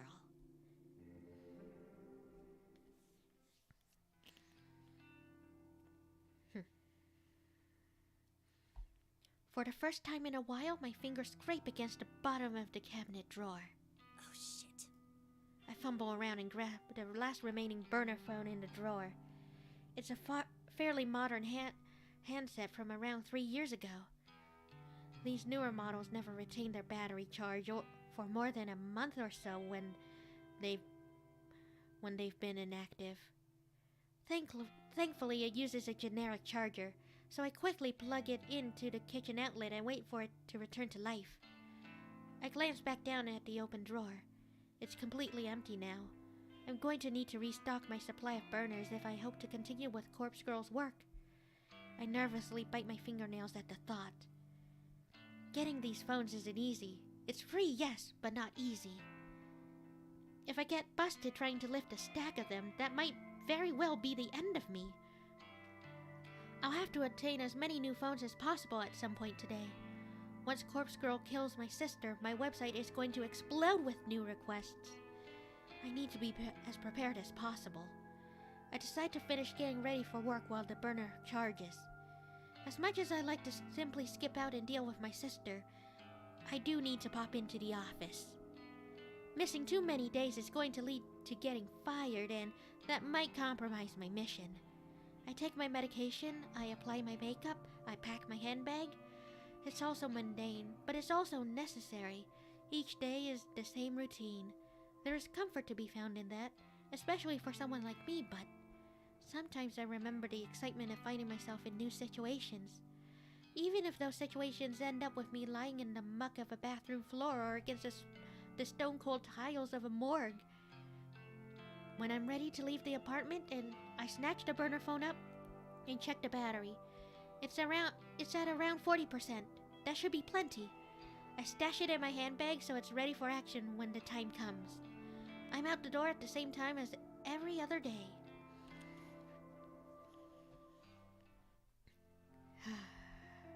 I find myself alone at the office. In the office after the working day has ended. The entire floor is empty and silent. I shut down my computer and stretched my tense arms. I don't normally like staying back late, but sometimes it's necessary to get work done. And when I say work, I am, of course, referring to Corpse Girl's tasks. When I'm absolutely certain that everybody has gone home, I get out of my chair and wander listlessly around the office. It's kind of nice having the place to myself. It's like my apartment, only bigger and colder, and without that terrible odor of mold that permeates the walls. I noticed that quite a few people tend to leave their belongings at their desks. Nothing too valuable. The occasional coat, hat, or pair of headphones. Should somebody of low moral character wish to steal them, there would be nothing stopping them. I'm personally not interested in any of that. I walked to the other side of the office floor and reached the seniors' cubicles. Even the seniors leave important things lying around. There's a gift bag with a cake shop logo on the front, a company credit card, a few personal bank statements. But the contents of their desk drawers are where the real gold is found. As I rifle through one drawer in particular, I find exactly what I'm looking for. It's an old Noise brand phone, a few models earlier than my own. It slips into my handbag right alongside the burner phone I brought from home. I close the desk drawer gently and trapeze into the next cubicle. The top drawer here contains a flip phone, a familiar classic. It'll serve me well. Into the handbag it goes. One of the main problems I have with this company, with any company in fact, is the wasteful attitude of management. Executives, seniors, and even some junior staff are provided with company phones. Basically, if you're expected to make calls on the job, the company will issue you a phone so that you don't have to use your own. However, with the rapid evolution of modern technology, phones often find themselves replaced or upgraded well before they cease functioning, and management doesn't care about recycling or repurposing unused obsolete phones. The devices simply drift to the bottom of drawers or storage cabinets, destined to become forgotten within moments. Am I really doing the wrong thing by taking these phones off the company's hands? It's not like I'm stealing personal property from employees. I'm only taking what the company is likely to write off as a business expense. And this is a multi-billion yen company. Are they really going to miss out miss the odd, outdated device? I justified this to myself long ago. I'm ensuring these phones are used for a bigger purpose, and there's nothing bigger than fulfilling Corpse Girl's ambitions. As I swipe the 4th or 5th floor, I hear the ding of the elevator from across the office floor. Shit. Someone's here. I need to get away from the cubicles without being seen. Noriko, is that you? I must have ducked down a second too late because the voice identified me correctly. Hey! I scuttle forward on my knees just a little bit so that I'm not so close to the cubicles. When I get to my feet, I'm halfway between the senior employees area and the junior's open plan desk. Shinya? Shinya walks over from the elevator to greet me. Hi. You're here awfully late. What were you doing over there? That is, if you don't mind me asking. Oh. I lent my USB drive to one of the seniors earlier, and they didn't return it, so... Oh. Did you find it? Nope. Oh well. I'll ask about it tomorrow. I could help you look if you like. Seriously, it's okay. I'm about to head home anyway. What are you doing here? I left my wallet at my desk. Can you believe it? Luckily, I remembered before I took Tomoe out for dinner. Oh. I would have appeared to be quite the buffoon if I'd been unable to pay for our meal. Yeah, I suppose so. I suppose so. Hey, how are things anyway? Yeah, how are things? Things with Tomoe are great. We are truly in love. Oh, that's cute. Well, okay, not exactly what I meant, but... But what? How are things here? Oh. I mean, what happened with Kotomi and... Yeah. That whole kerfuffle. Yeah. Can you believe Miss Ida is dead now? Huh? Is it wrong of me to say that I'm happy she's dead? I wouldn't say so, considering your situation, Shinya. Considering your situation with her, I wouldn't say it was wrong at all. Is that an awful thing to admit? Again, considering your situation with her, no. I gently shake my head, but I don't interrupt his train of thought. It's so Especially considering our relationship and how determined she was to end my career. Right. It bothers me that Shinya is still referring to the conflict between himself and Kotomi as a relationship. But it would seem that she was the only one with animosity toward me. Right. As such, the other executives said I'm welcome to work here as long as I like. Nice. In fact, they were even generous enough to give me a small salary raise. Ooh, nice. Wow! That's great, Shinya. I'm really happy for you. Indeed, Shinya. I am happy for you. Thank you. It truly was a struggle there for a little while. Fair enough, fair enough. Before my brain can even register what I'm saying, the following words tumble out of my mouth. Do you want to talk about it? Yeah. Noriko, I know that I haven't been as open with you as I should have been. And that's okay. Maybe talking about it will help me put the whole thing behind me. Alright. I bite my tongue as I try to think of a way to back out of this situation. Oh, you know, if you're uncomfortable talking to me, maybe Tomoe can help? Exactly. My objection is met with a smile. Looks like I'm in too deep now. Tomoe means well. She really does. But whenever I bring up the subject, she becomes visibly angry. I mean, considering what happened to you, she also kind of has a right to be, like, pissed. Many a death threat Not against against you. Nisida has been made aloud. Yeah. I wouldn't be all too surprised if Tomoe was the one who killed her. Not exactly. There certainly is a motive there, after all. So you don't know who killed Kotomi? I don't even think the police know that much. Father showed me the photos of the crime scene. Chances are that whoever did kill her was also killed in return. Though, as abusive as she was toward me, I never took her as the type to instigate a mass murder. She was an angry person, yes. But that seemed to stem from a lack of fulfillment. That's what I assume, anyway. And I think that's the reason she made her advances on me. Shinya, Yeah. I really am sorry. I'm so sorry that you had to go through such a traumatic experience. Yeah. I thought I was going to lose everything. My job, my relationship. Miss Ida threatened to steal it all away from me. Just so she could experience some form of power, some small manner of pleasure. Why do people do those things, Noriko? I wish I could answer you, Shinya. I wish I could answer What you. joy is there even to be found in... I know. I take my time to consider my reply. If only I knew, Shinya. If only I knew. I'm probably not the best person for him to be having this discussion with, but all things considered, it does seem to be helping him come to terms with things. Shinya, what you went through with Kotomi, what she did to you, that's not what it's about. She never had the right to put you through that. Never did. I hope that one day, when you're comfortable and feeling healthy, I hope that you can make some good memories with Tomoe. Yeah. Same. Yes. I hope so. Thank you, Noriko. Of course. Don't mention it. I don't know if my words were the right ones. What right do I have to talk about what he went through? I can only hope that I managed to bring him some sort of comfort. Well, I better grab my wallet and get going. Don't want to keep Tomoe waiting. No, you wouldn't. Say, would you like to join us, Noriko? Huh? Are you hungry at all? Oh, I don't want to intrude on your romantic evening. That is true as well. It's no trouble, really. Maybe next time.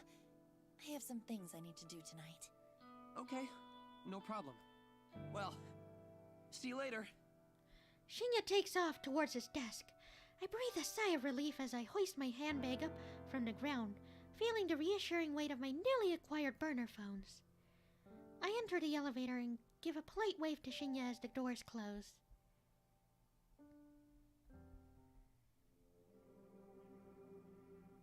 Give me a call back when you leave the restaurant.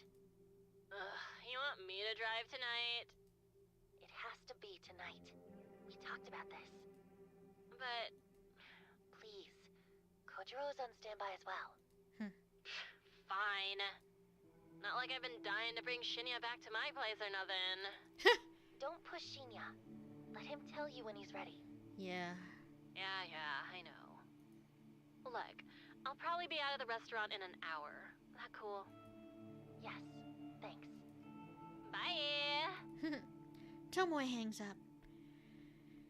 I look down the street, my gaze aiming directly at the restaurant Tomoe is currently seated at with Shinya. I'll need to kill an hour around here, but what is there to do? I'm not exactly keen on the idea of window shopping. I don't even want to be here, but standing in one spot as dozens of people walk by is really nerve-wracking. I could go visit Aoi at the maid cafe, but then I have to pay the table charge to enter, and it'd probably be pretty weird to be served by girls in maid costumes. Not really my thing. As I glance around, I notice a 24-hour manga cafe at the end of the street. That could actually be perfect. I could rent a quiet space for a few hundred yen and just read a book until it's time to go. No one there to bother me. In fact, the only person I need to speak to is the attendant at the counter. With my mind made up, I hurry along to the manga cafe.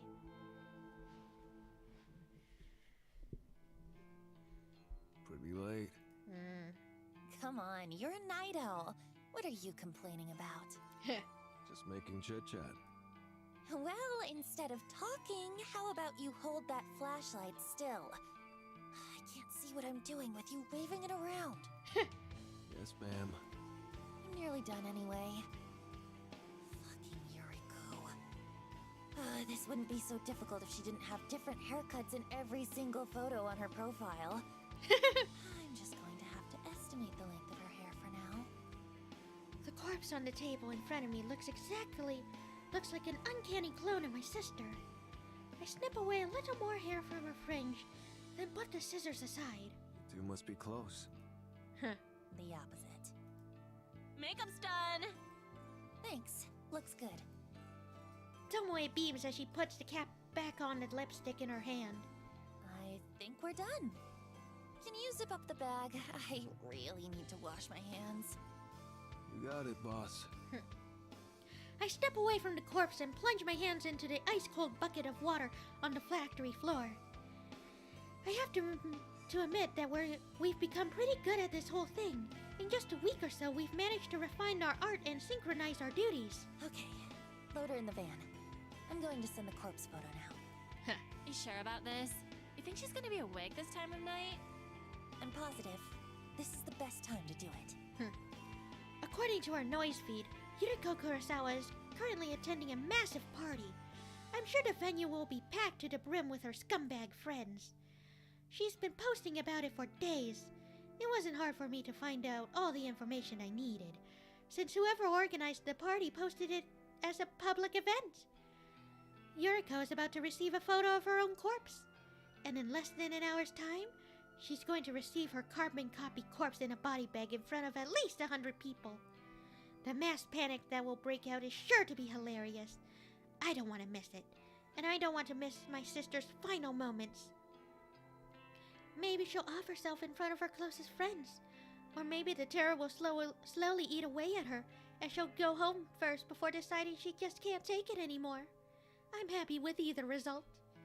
She's finally going to get what she deserves. I hate her so much. She's a low-life degenerate, a delinquent, the utter scum of the earth. And she never calls me. I doubt she remembers I even exist. Ready to go? I snap out of my thoughts and look at the phone that I've been subconsciously holding in my feeble grip. It's the burner I picked up from home earlier this morning. Yuriko's corpse photo is glowing on the screen, ready to be launched into the network. I hit send. Okay. Kojiro nods and hauls the zipped-up body bag onto its shoulder. The weight of the cadaver inside causes him to stumble a little, but he regains his balance and shuffles towards the factory entrance. I examine the body bag as Kojiro carries it.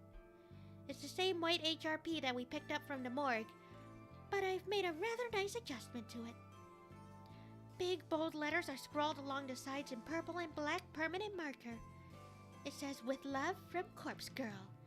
Underneath the massive letters in smaller script is Corpse Girl's website address. A scribble of a cute anime girl decorates the other side of the bag. It's the very same character that dances animatedly on Corpse Girl's website.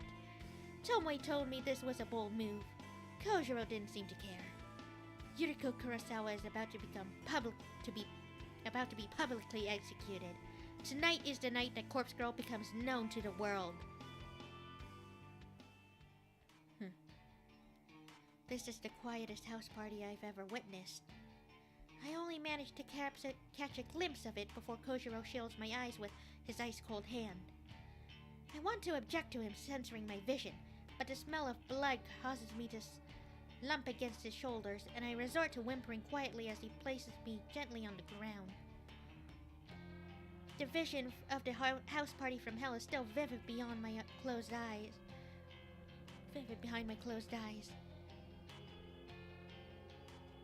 Yeah, exactly.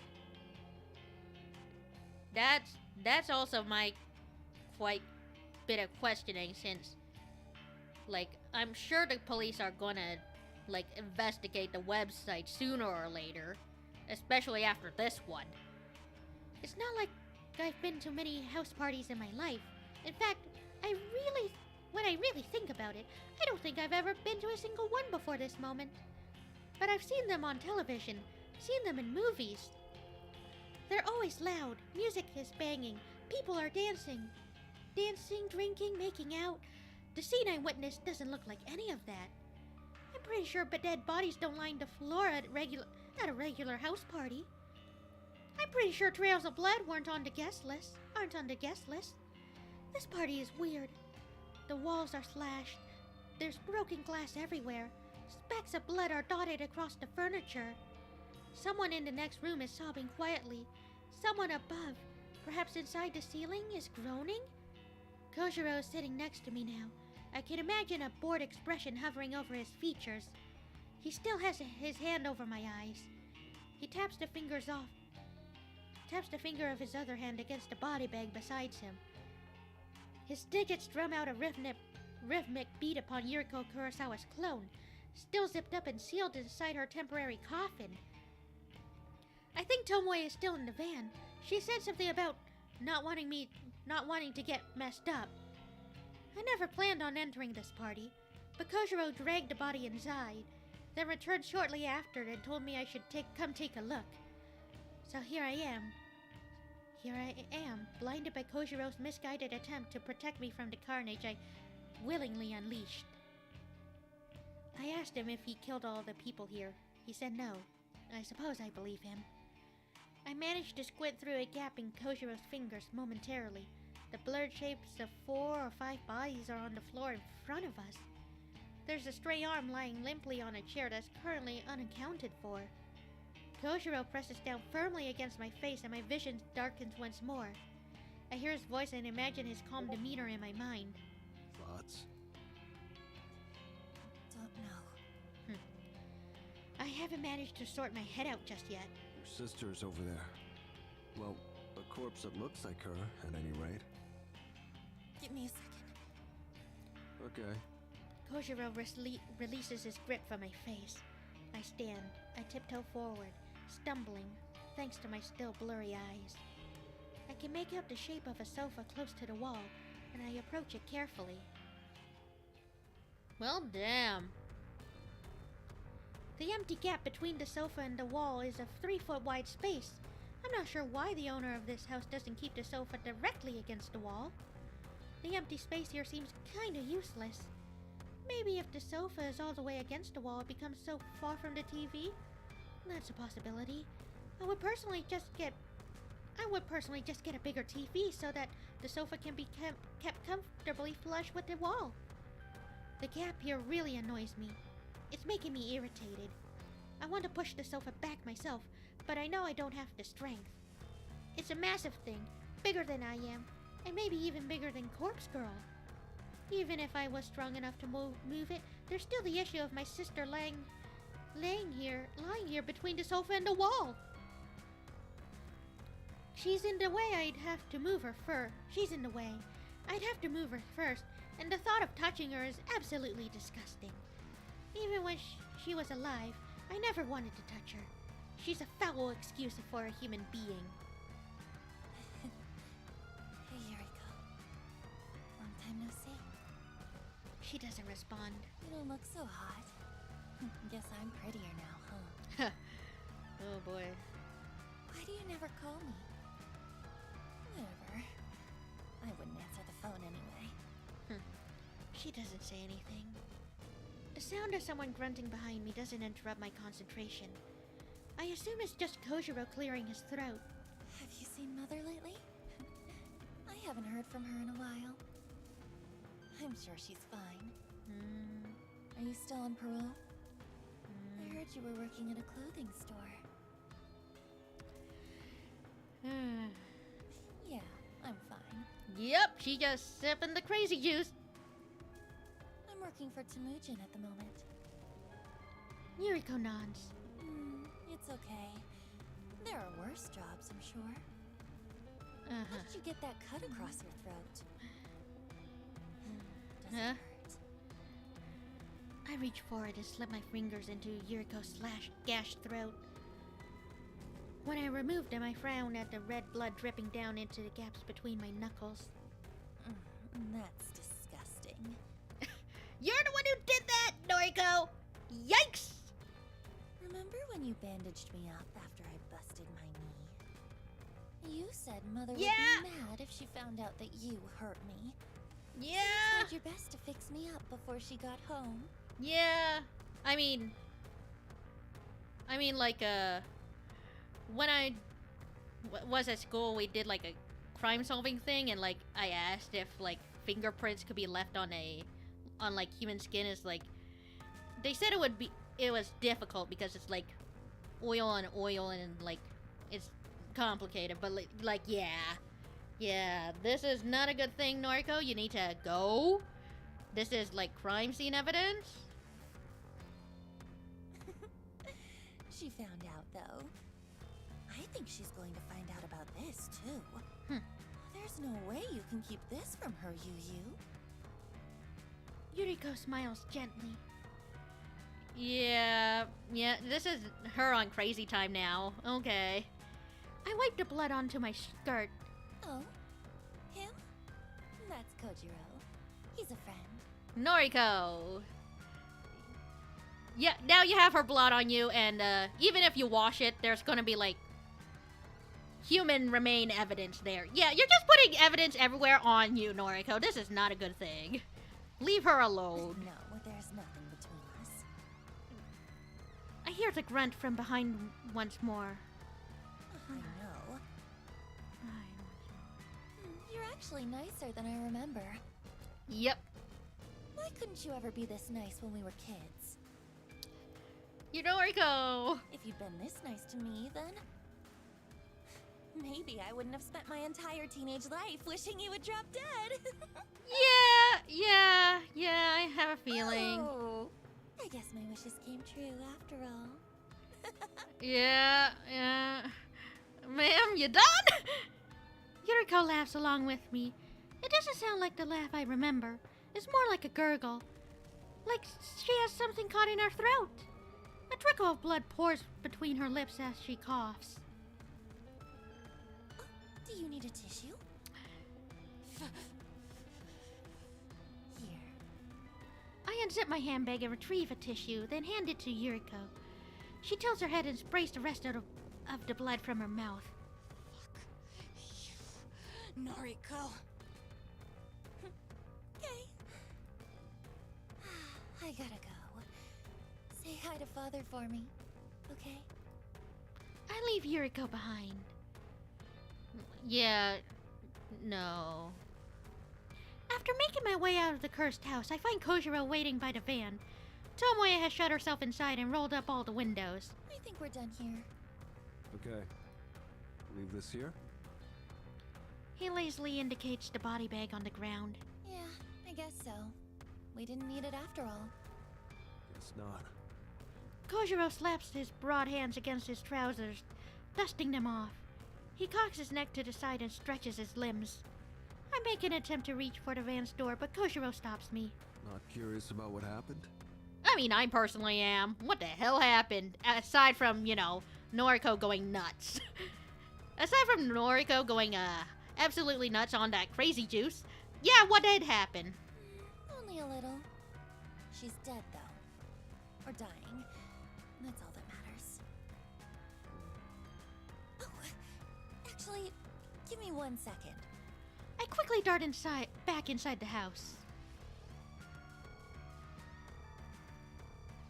I wave across the room and duck behind the sofa once more. Yuriko is silent and unmoving.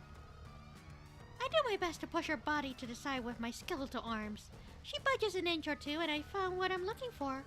Her phone buried between her ass and the carpet. I turn on the screen and find there's no fingerprint or password lock. The photo of Yuriko's corpse, the very same photo that I sent to her earlier, is still on the screen. I guess she did receive the photo then. Maybe that's all it took this time. She must have been pretty freaked if she killed all the people here. This is like the Kotomi Ida situation all over again. My voyeuristic tendencies flare up and I decide to look through the rest of her photos. Yep. There's so much evidence. Noriko, what are you doing? You are going to get yourself in so much trouble. I swipe across the screen just once and nearly jump out of my skin. Yuriko received a photo right before she received the one I sent. It arrived 10 minutes before my photo. It's another image of a corpse. Another photo depicting her death. But it's completely different than the one I crafted. What the fuck? Someone else sent Yuriko Kurosawa a photo of her own corpse, only 10 minutes before I did. Yep. Well then, this is interesting. I have a feeling it might be. Yuriko received a corpse photo from somebody else. What is going on? I examined the photo in detail. It's well made, just like my own work. If I didn't know any better, it would be easy to assume that I made this. But what stands out most is the writing at the bottom of the image. It simply says, "Stab Suji at the party." Stab Suji at the party? Who the hell is Shuji? Is he here? Is he one of the dead bodies scattered around his accursed house? I quickly discard the thoughts of Shuji. A more important question has come to my attention. Is someone else crafting corpse photos and sending them to people? Does Corpse Girl have a copycat? An imitator? But why target Yuriko? Why target somebody whose death was requested through Corpse Girl's website? I can't process this right now. It's already past midnight and I'm utterly exhausted. I shove Yuriko's phone into my handbag and get the hell out of the house. Yep. Imposter among us. Imposter sus among us. Who? Today is not a suitable day to go to the office. Today is not a suitable day to wake up and shower. Today is not a suitable day to force those tiny pills down my throat. Today is a day to lay in bed and rest my face on the pillow caked with yesterday's makeup. I don't know what the time is. I don't really care. My phone has buzzed several times, but I simply don't have the energy to reach over and look at it. I just want to stay here and be warm and comfortable and not think about anything. I don't want to think about that house party last night, but I keep thinking about it. I don't want to think about finding Yuriko's body in that irritating, useless space between the sofa and the wall. I don't want to think about my sister's final words to me, those bitter syllables that she used all of her remaining strength to force between her blood-soaked lips. I don't want to think about the fact that I'd probably have said something to her, the same thing to her if I were in her position. I don't want to think about the possibility that someone else was responsible for Yuriko's death. It was supposed to be Corpse Girl. Me! I was supposed to be responsible for my sister's death. Somebody else caused her death? How dare they steal that from me? How dare they? A copycat? A nobody? The more that I don't think about it, the more I find myself thinking about it. Think. Why would somebody copy Corpse Girl's methods? How would somebody copy Corpse Girl's method? Corpse Girl is mine! corpse girl belongs to me. I'm not infamous enough yet to have an imposter. Surely, I'd be kidding myself with delusions of grandeur to think that I've earned an imitator. But the fact remains that somebody sent Yuriko a corpse photo that was meticulously edited and just as convincing as anything I could make. And those instructions: stab Shuji at the party. Indeed, corpse girl trademark intellectual property. Stab Shuji. The Yuriko did it? Did she pull a knife and slit Shuji's throat? What about the other people at the party lying cold on the floor? Did she kill them as well? Did Yuriko imitate Kotomi Iida's final moments and cut down a swath of people, all in an attempt to spare her own life? Then, who turned the knife on Yuriko? Someone acting in self-defense? Did she kill them too? There are too many questions and not nearly enough answers to satisfy my hungry mind. In an effort to find a silver lining in the whole situation, I think about how Kojiro left a body bag at the party. Hopefully the police will discover the corpse and link Corpse Girl to the murder scene. Her name and website are written all over the HRP after all. Everything might work out. As long as Corpse Girl claims the credit for the deaths, my popularity still has a chance of skyrocketing. My website will be inundated with new requests. Requests from people begging for me or Corpse Girl to kill on their behalf. Yes, last night's slaughter may actually be the best thing that could have happened. I'll happily steal the credit to propel Corpse Girl's name into the stars. I roll over and bite my pillow until it's soaked through with saliva and blood, and I scream until my lungs give out.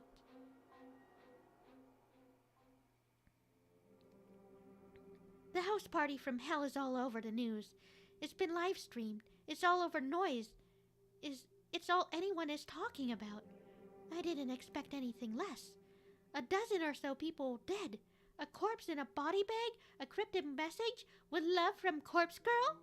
The police are trying desperately to put all the pieces together. That detective, Shinya's father, has his face plastered over every news outlet. He says the whole event is linked to the previous string of murders, the ones with corpses decorated to look like the victims. Of course it's linked, you utter dipshit. I'm sure he'll find out. I'm sure he knows. It's all Corpse Girl's doing. It says so on the fucking body bag. And he's going to find out who that is. Except, this wasn't Corpse Girl's doing. But the more I lie to myself, the better I feel. I'm the only one who knows that a copycat was responsible for the deaths. I'm the one who has been sent. I'm the only one who has seen the photo with the instructions to kill Shuji. I've still got Yuriko's phone. That all-important piece of evidence that will surely serve me better than the police. According to various threads on Noise Channel, the police tried to redact the image of the body bag with Corpse Girl's website written on it. But once something is on the internet, it's pretty much impossible to remove it. The fact that the police want it deleted only served to increase the speed at which the image spread. 1,000 posts around the web are all asking the same thing. Who is Corpse Girl? Apparently a lot of people are too scared to visit the website. They fear it might incriminate them. Like the police are ready to knock down the door of anyone who visits the site. Yeah, right. But that reluctance, that hesitance, hasn't conquered the hearts of the truly curious. Corpse Girl's website has received over 1,000 visitors today. The overwhelming majority of IP addresses accessing the site are based in Tokyo. Even though the murders are known all over Japan, the news outlets in Tokyo are really having a field day with it. I expected most of the web traffic to be local, but it's still nice to see some visitors from elsewhere. Osaka, Kyoto, Sapporo, Fukuoka, hell, there were even 2 hits from the USA. Corpse Girl is finally becoming well known. However, despite the influx of web traffic, not a single request has been made. I pout in annoyance as I stare at my laptop screen. The request inbox shows no unread messages. It's almost too difficult to believe.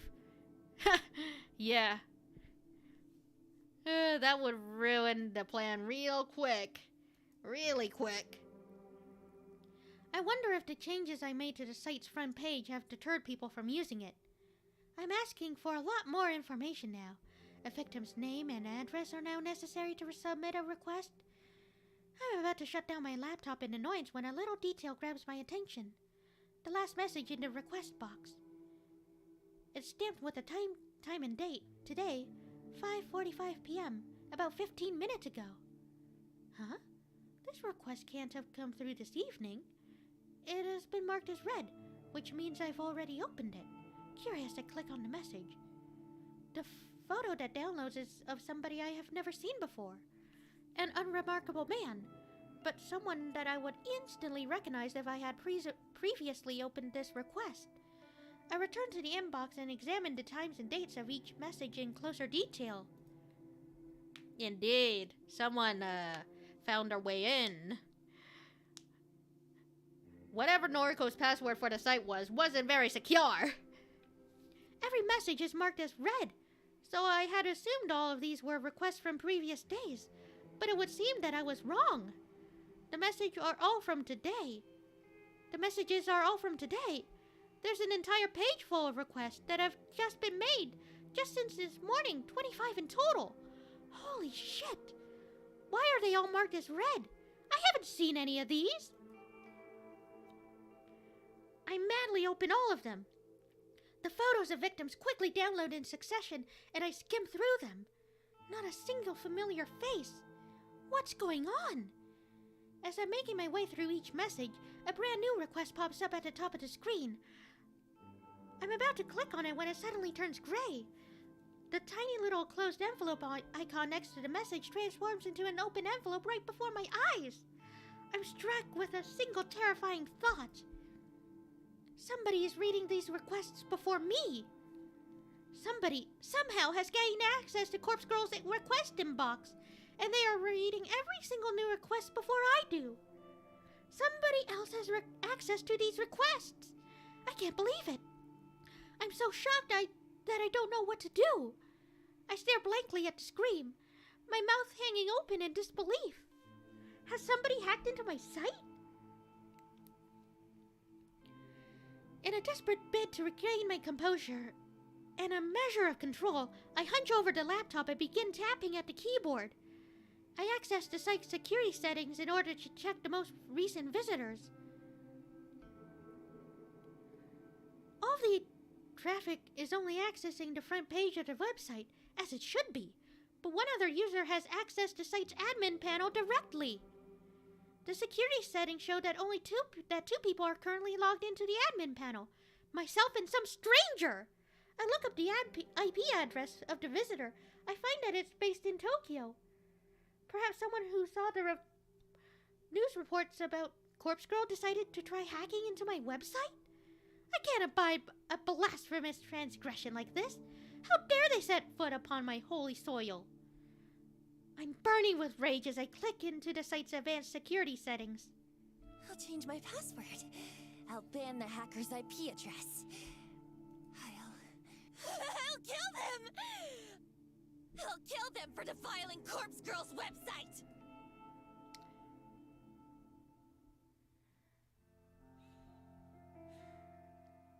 Thursday. You heard me. Yeah, so? Can't you track them down? Don't you have, like, connections? Me? I think he only has connections to hospitals and, like, corpse-related things. Already hooked you up with cadavers. Don't know what else you want. I want you to find this hacker and let me strangle them to death! Jeez. I'm no computer genius. Take it to the police. You've got to be kidding me. Of course. So what am I supposed to do? Find someone else. Besides, you still owe me. Excuse me? What exactly do I owe you? My share of the corpses. Remember our deal? It's take with you. We're supposed to share. Oh, come on. What do you need me for? You're capable of getting the cadavers yourself now that you know how. Just ask Tomoe to drive for you. Can I store them at the factory? Store them? For how long? Don't know. Weeks? They'll rot. That's why I won't take them home. It'll stink up the whole place. We had a deal. Fine. Store them at the factory. I don't care. What do you want them for, anyway? Tut, tut, tut. Not allowed to ask. Good luck with your hacker. Gotta go. Right. Thanks for nothing.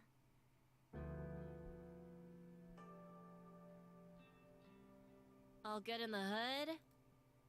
Sure, whatever. I'm not in the mood for Tomoe right now. I just want to get back to work, get the day over with, and go home. Come on, cheer the fuck up. There's gotta be someone who can find that hacker. Well, I don't know anyone. Yeah, me neither. How many requests did you say there were? 70 when I looked this morning. 70, Jesus. 70? Jeez. How am I gonna deliver that many, you know what? Keep your voice down. I said, you know what? I didn't say nothing incriminating. I don't know, okay? Is that what you want to hear?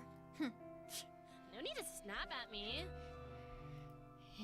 Just shut up for a minute, will you? I can't think when you're around. Wow, sorry. Yeah, we're gonna need Amazon delivery drones for this Fucking stuff. skank. Tomoe's words hang in the air long after she's gone. It doesn't take a genius to figure out that her usage of the word skank wasn't affectionate like usual. I curse under my breath and return to my desk.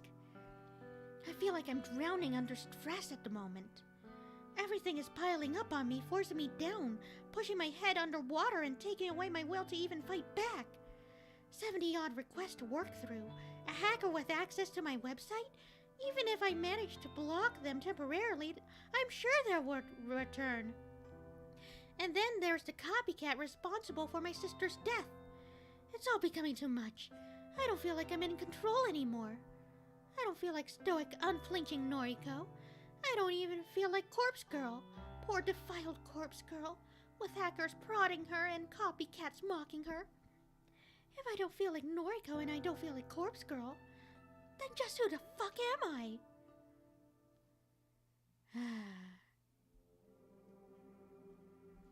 Friday night.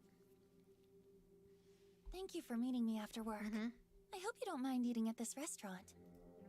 Of course, it's no trouble. Oh, it's I! Nice to see her again in this very cute outfit. It's nice to see you. I feel like we only ever talk on the phone these days. Yeah. Is something troubling you? I'm not really sure why I asked Aoi to meet me. Part of me wants to talk to... I want to vent and unleash my frustrations. But another deeper, darker part of me wants to throw everything away and hold her in my arms and let her tell me that everything will be okay. Noriko, you've got a weird look on your face. Sorry. You can talk to me. I'm kind of swamped at the moment. Do you ever get that feeling that you're drowning underneath the weight of everything? That no matter what you do, you'll never escape your situation? What am I saying? Of course you get it. You've been through so much shit. Noriko, we've both been through a lot. School wasn't easy for either of us. Yeah, Noriko put herself in this situation, I have to admit. Aoi's situation's so much different because she didn't ask to be put in this shit. I know you better than anyone. I know everything about you. That's true. It comforts me when I remember just how close Aoi and I used to be. But times have changed. I've changed.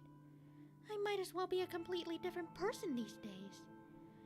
There are things about me that Aoi doesn't know. Things that make up who I am. Who Corpse Girl is. I guess I'm just overwhelmed. Maybe I need a vacation. A vacation, huh? That does sound nice. Okay. Dream vacation destination. Go. Huh? Come on. We used to play this all the time. Don't think about it. Just tell me about your ideal getaway. Somewhere sunny? Don't laugh at me! I just can't imagine you in the sun. Seriously. Very You seriously. said dream vacation, so... Yeah. In my dreams, I'd like to go somewhere sunny. Maybe Hawaii or Australia. Could you imagine me with a tan? You should Yeah. go. Go to Hawaii or Australia or wherever. Do something good for yourself. Ooh, yeah. Always probably the second corpse girl, and it's a thing. Yeah. Stuck to like most of her life.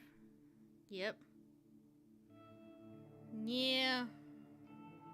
Yeah. Yep. Yep. Yep. Yep.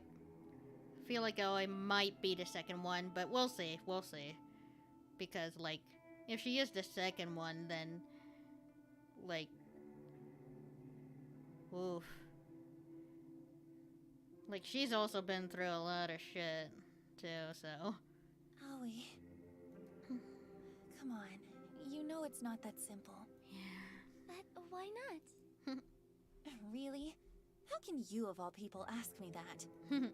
What's that supposed to mean? You can't even leave your apartment without checking that the light is off, or that the faucet isn't running. You need to check, like, 10 or 20 times. I'm aware. Yeah. At least I can go out. Hey, I'm out right now, aren't I? Are you? Oh, boy. Excuse me? Does a safe little place like this even count? Oh, boy. How is this any different than your tiny apartment? It's completely different. I'm surrounded by people, and... It's the same. You don't go anywhere new. Oh, boy. You're too terrified to step outside of your comfort zone. Well. Oh, come on. You can't talk. You couldn't even start working at the office with me because you were too anxious to leave your apartment. That's not fair. If I'm not certain about everything, then it's too hard to... Why are we fighting? We both know what we're battling with, so... Why? Yeah. I don't know. I'm sorry. I'm sorry too. Feel like this is just the start of all these battles. We sit in uncomfortable silence for a while. Every now and then, Aoi shuffles in her seat and checks her phone. I said some nasty things to her. Sometimes I can talk before I can even think twice about what I'm saying. Aoi? Tell me about your dream vacation. Mine? I'd actually like to go somewhere colder. I like the cold. I like to wrap up in blankets and sip hot cocoa. That would be ideal, yeah. Maybe a winter getaway to Switzerland or Norway. That doesn't sound half bad. There's something nice about snuggling up in the cold. Yeah. Right? I'm glad you agree. You think we'll ever get away? Maybe. I am certain we will. Maybe we could go somewhere together. Maybe. By the way, I wanted to tell you that I'll be leaving the maid cafe soon. Oh? That's so? Really? That's great! What does your manager think? Yeah. She pauses before answering. I'm not sure if she's thinking or trying to build suspense or... I think he's had a change of heart. Oh? He said I can do what I want. That's fantastic, Aoi. Very. It's a relief, that's for sure. My last shift is tomorrow. After that, I'll finally be able to escape that one guy. Woo! Aoi hangs her head. She doesn't have to say anything more. I know that she's talking about her stalker. That disgusting guy that makes her that disgusting guy that makes advances on her at work. I'm sad that it had to come to quitting her job in order to escape him, but a solution is a solution. What will you do for work? Yeah. I'm sure something will come up. I have a bit of money tucked away, so I'm not too worried. That's good. And my boyfriend has a good job, so he can probably help out. Oh? Your boyfriend? I'm slightly shocked at how I dropped that nugget of information so casually. Since when has she been seeing somebody? She's never spoken of a boyfriend before. A sharp knife carved from jealousy pricks my heart, and I have to look away from her in order to hide the tears welling in my eyes. Yep, someone beat her to the punch. We've been together for a little while. His name is Junpei. He's great. Well, so long as she's happy and away from creeps, I guess. Actually, he's going to pick me up in a little bit. Oh, that's cute. Hi, Quinn! Junpei. I hate him already. I hate the sound of his name. And I hate that stupid-looking face that my imagination cooks up. Has he kissed Aoi? Has he touched her? Has he slept with my Aoi? I mean, it's still an account. Don't worry about it. I'll kill him. I'll fucking murder him in his sleep. I'm so happy for you. Indeed. Well, at least I'm genuinely happy for Aoi. Noriko. She's just been on crazy juice lately. Don't worry about her. Yeah, exactly. Don't worry about Noriko. She's... Like I said, she's recently been on crazy juice, so... Again, I'm personally happy for Aoi. Thank you. She deserves so much better. Aoi's phone vibrates against the table. She glances at the screen and lets out a tiny squeal. Oh, he's here now. I'll introduce you. Yep. Don't drink the solution. Not even once. Thanks. I cut myself off and ignore Aoi's quizzical stare. Aoi stands up and looks towards the door. She claps her hands in excitement and waves at a broad, bumbling man staggering towards our table. Hey, babe. Thanks. Oh, him. Yeah, clearly. Oh, look. That's nice. Junpei. Look at this guy. Look at his lecherous eyes, his drooling mouth, his disheveled clothes. Aoi is dating this fucker? She could have had anyone she wanted. She could have had me. She could have had my gorgeous body. I would give myself to her anytime she wants. She picked Junpei over me? Is your friend? Yes. Junpei, this is Noriko. Sup? See? Junpei seems chill. He seems cool. Again, Noriko's just crazy. We ignore her opinions right now. Hi. Aoi talks about you a lot. See? Oh, it still cares about Noriko. Again, Noriko's just off her rocker right now. We ignore her. She does? Probably. We're going to go catch a movie. Would you like to join us, Noriko? Yeah, I believe she did, and, I always said no at the time, and, things changed, and, Noriko's still kind of crazy. Don't worry about it. We ignore Noriko. His opinions on Junpei, he seems chill. Nah, babe, remember you said we were gonna... Junpei? Oh, never mind! It's fine. I've got stuff to do. Exactly. Don't ruin their, movie date. Okay. Maybe next time. Maybe. Well, see you. Lates. Later! Bye. Aoi grabs Junpei's arm and the two lumber away. Yeah, movie and chillin'. Hopefully the movie's actually, like, empty while they're, chillin'. I give up. I clearly can't compete with what Junpei has to offer her. I'm over her anyway. I had my chance in senior high school, and I blew it. I've moved on. That was my conviction, right? I want her so badly. But I'll just keep moving forward. I'll find someone else to fill the void until I can have her. I'm over her. I'm over all of this. Junpei isn't even worth killing. I don't have the time to waste on him anyway. I have something like 70 requests to work on. I don't have time to be relaxing here. I need to go home and work and fulfill Corpse Girl's ambitions. If I do that, maybe I can get over Aoi. And if Corpse Girl becomes famous enough, maybe Aoi will respect me and love me. And we can be together and we can go to Hawaii or Australia or Switzerland or Norway and drink hot cocoa in the sun and snuggle up together to stay cold, and we can get over our fears and anxieties together. And we will always be happy, even if Junpei dies, and I wouldn't even care about it. And she could just kiss me on the beach and we'd be so happy together. Everything would be so much better if Corpse Girl could get her shit together and just pull herself up from my mind and not drown in the endless thoughts of what if and who and why that circulate like draining water within my brain. Everything would be so much better if Aoi just loved me like I love her. But for now, I'm over her. I have work to do. See, this is why we don't trust Noriko. Totally over her.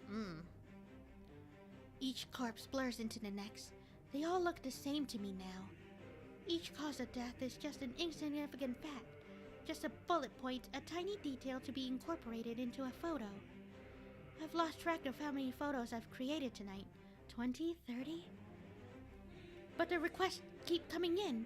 I thought there were 70, but there are so many more now. 200? 300? I can't waste my time counting them. This one is going to die from a baseball bat to the face. This one is going to drown. This cute guy is going to sever his own head. And this pretty girl will electrocute herself. They're all going to leave beautiful corpses. Beautiful corpses and beautiful photos. We'll have fun collecting corpses that look like these victims. Me, Tomoe, Kojiro. We'll apply makeup to each corpse. And we'll dress them up. And we'll zip them up in cute little body bags. And put a nice little ribbon on top and deliver them to our victims. And each one will die in turn and leave behind a beautiful corpse. Beautiful corpses all over Tokyo. Beautiful, beautiful, beautiful. Beautiful just like me. So slim and skeletal and perfect. So real. Each corpse will look just a little bit like me. Gorgeous. Kojiro called me gorgeous once. Aoi has never called me gorgeous. I don't have enough burner phones to send out all these photos. I'll have to use each phone multiple times. Maybe I can send 10 photos from a phone before I dump it? That's a good idea. It will reduce the amount of work. Yep, she's on light Yagami shit. Just light Yagami shit. We also won't have enough room in the van to collect so many corpses from the morgue. We'll have to make a few trips. Back and forth from the morgue to the factory to the morgue. I wonder how many bodies we can fit inside at once. 5, 10, 15? If we stack them all on top of each other? I wonder if I could squeeze in between them instead of sitting in the passenger seat. I'm pretty small. I'm pretty skinny. I could probably zip myself in a body bag and hide amongst the cadavers and pop out and scare Kojiro when he opens up the van to unload them. Boo! Got you, Kojiro. But you didn't know I was in here with the corpses. But I look just like them, don't I? Can you unzip a body bag from the inside? I'll have to try it out. I can imagine Kojiro's shocked expression when I pop out, like a naked singer bursting out of a birthday cake. Maybe I could strip down before I get into the body bag. I bet he'd like that. I bet he'd like to see me slide out of the body bag, completely bare with my pale skin and my bony arms and my scrawny legs. His eyes would pop out of his skull when he looks at my prominent rib cage and my hips and my tiny, flat breasts. He'd probably think about it every night before he goes to sleep and fantasize about me and my perfect body, and he'd dream about cuddling up with me in the body bag and hiding between the cadavers in the van.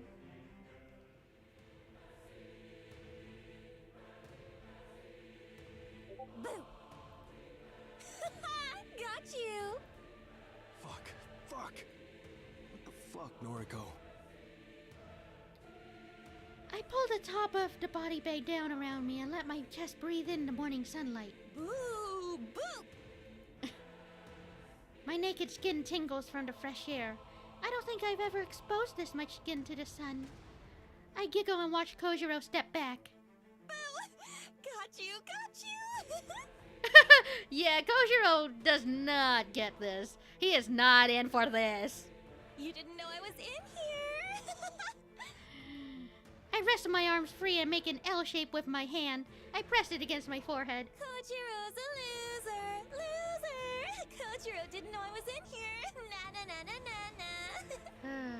Just wondering why you wouldn't answer your phone. You're naked. Boo!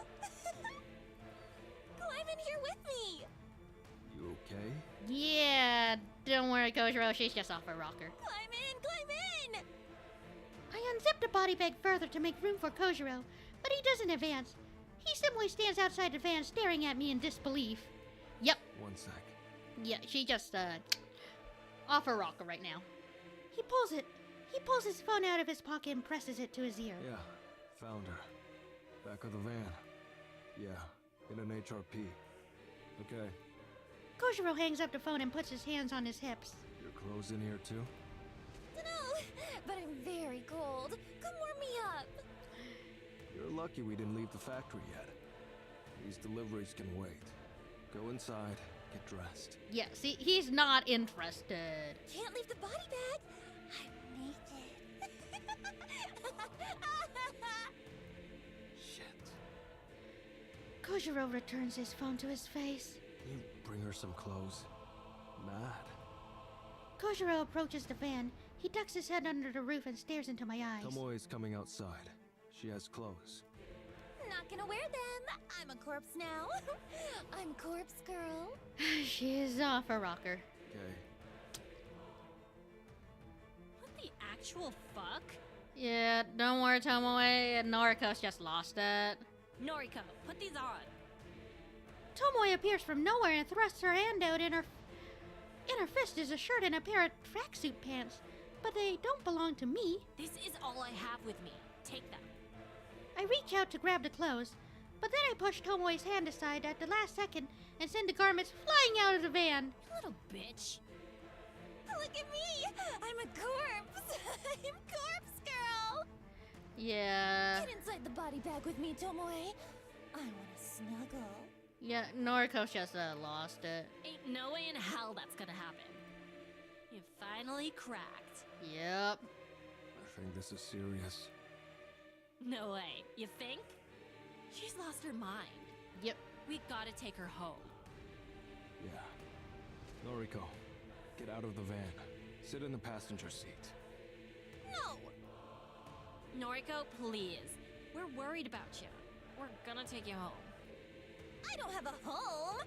I'm a corpse, remember? Noriko.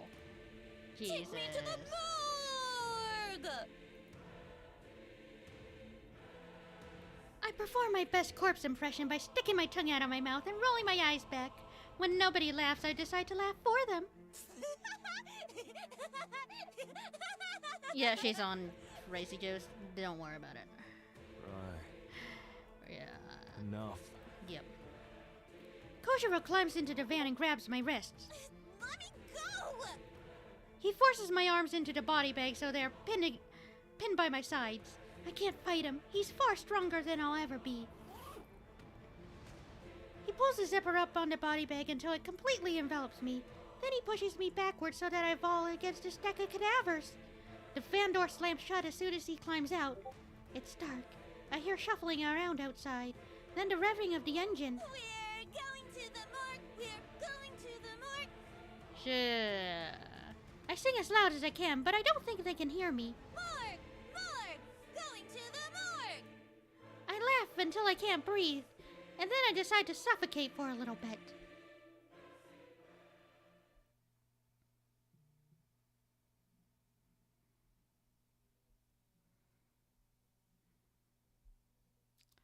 Well, that's an act one. That's an act one.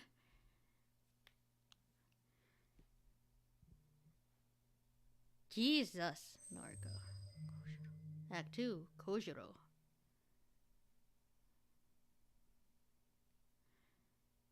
Well, it's a month later.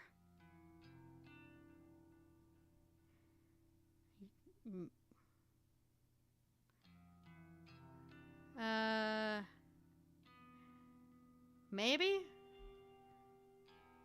But, it's been a few hours. Let's save Act 2 for another time.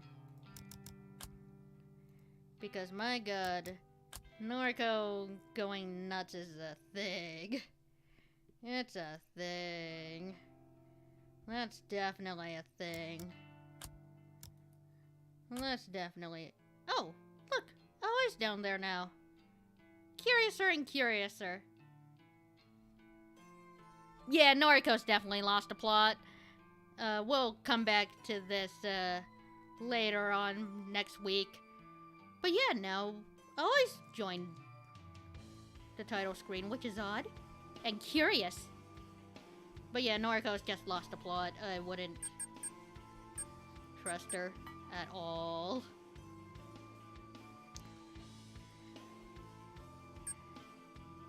But yeah, with that, just head to the title screen real quick.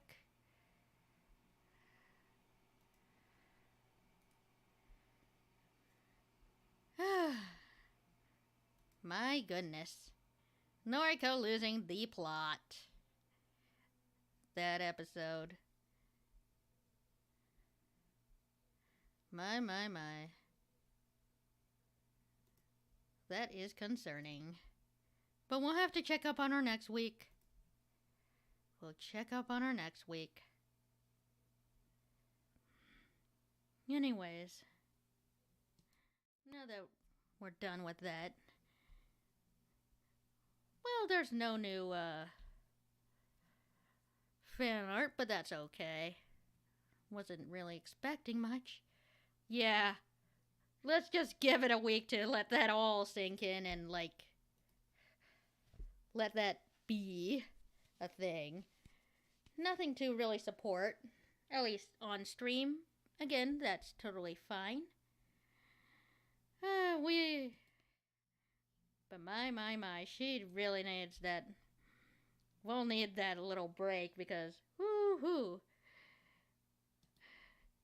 Her losing her mind after that.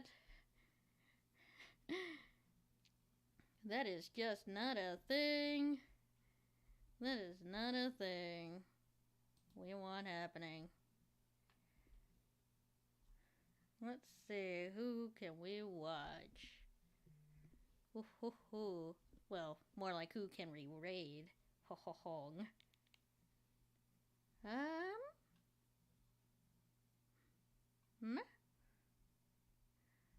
Well, it seems like only one of us is live so far, so let me head on over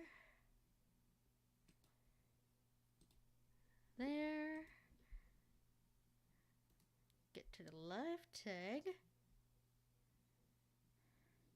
Go. And let me make sure I have everything going. Yes. Good. Alright. So, I think we're going to be rating Rei Tsukino today. So here's the raid the link to the person and the message. Simple. Lost the plot.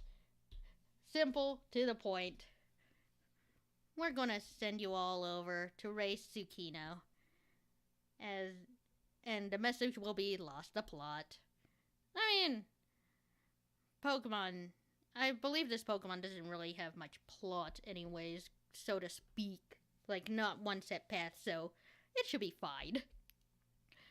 Anyways, I'll send you over to him. I thank you all for joining me in this crazy episode of Corpse Factory. And I thank you all for joining, for just hanging out, chatting. And I thank you for all being very good viewers. And I hope you all have an amazing day. Bye-bye! Time to terrestrialize. Watch, I'm gonna make La Primera's eyes light up.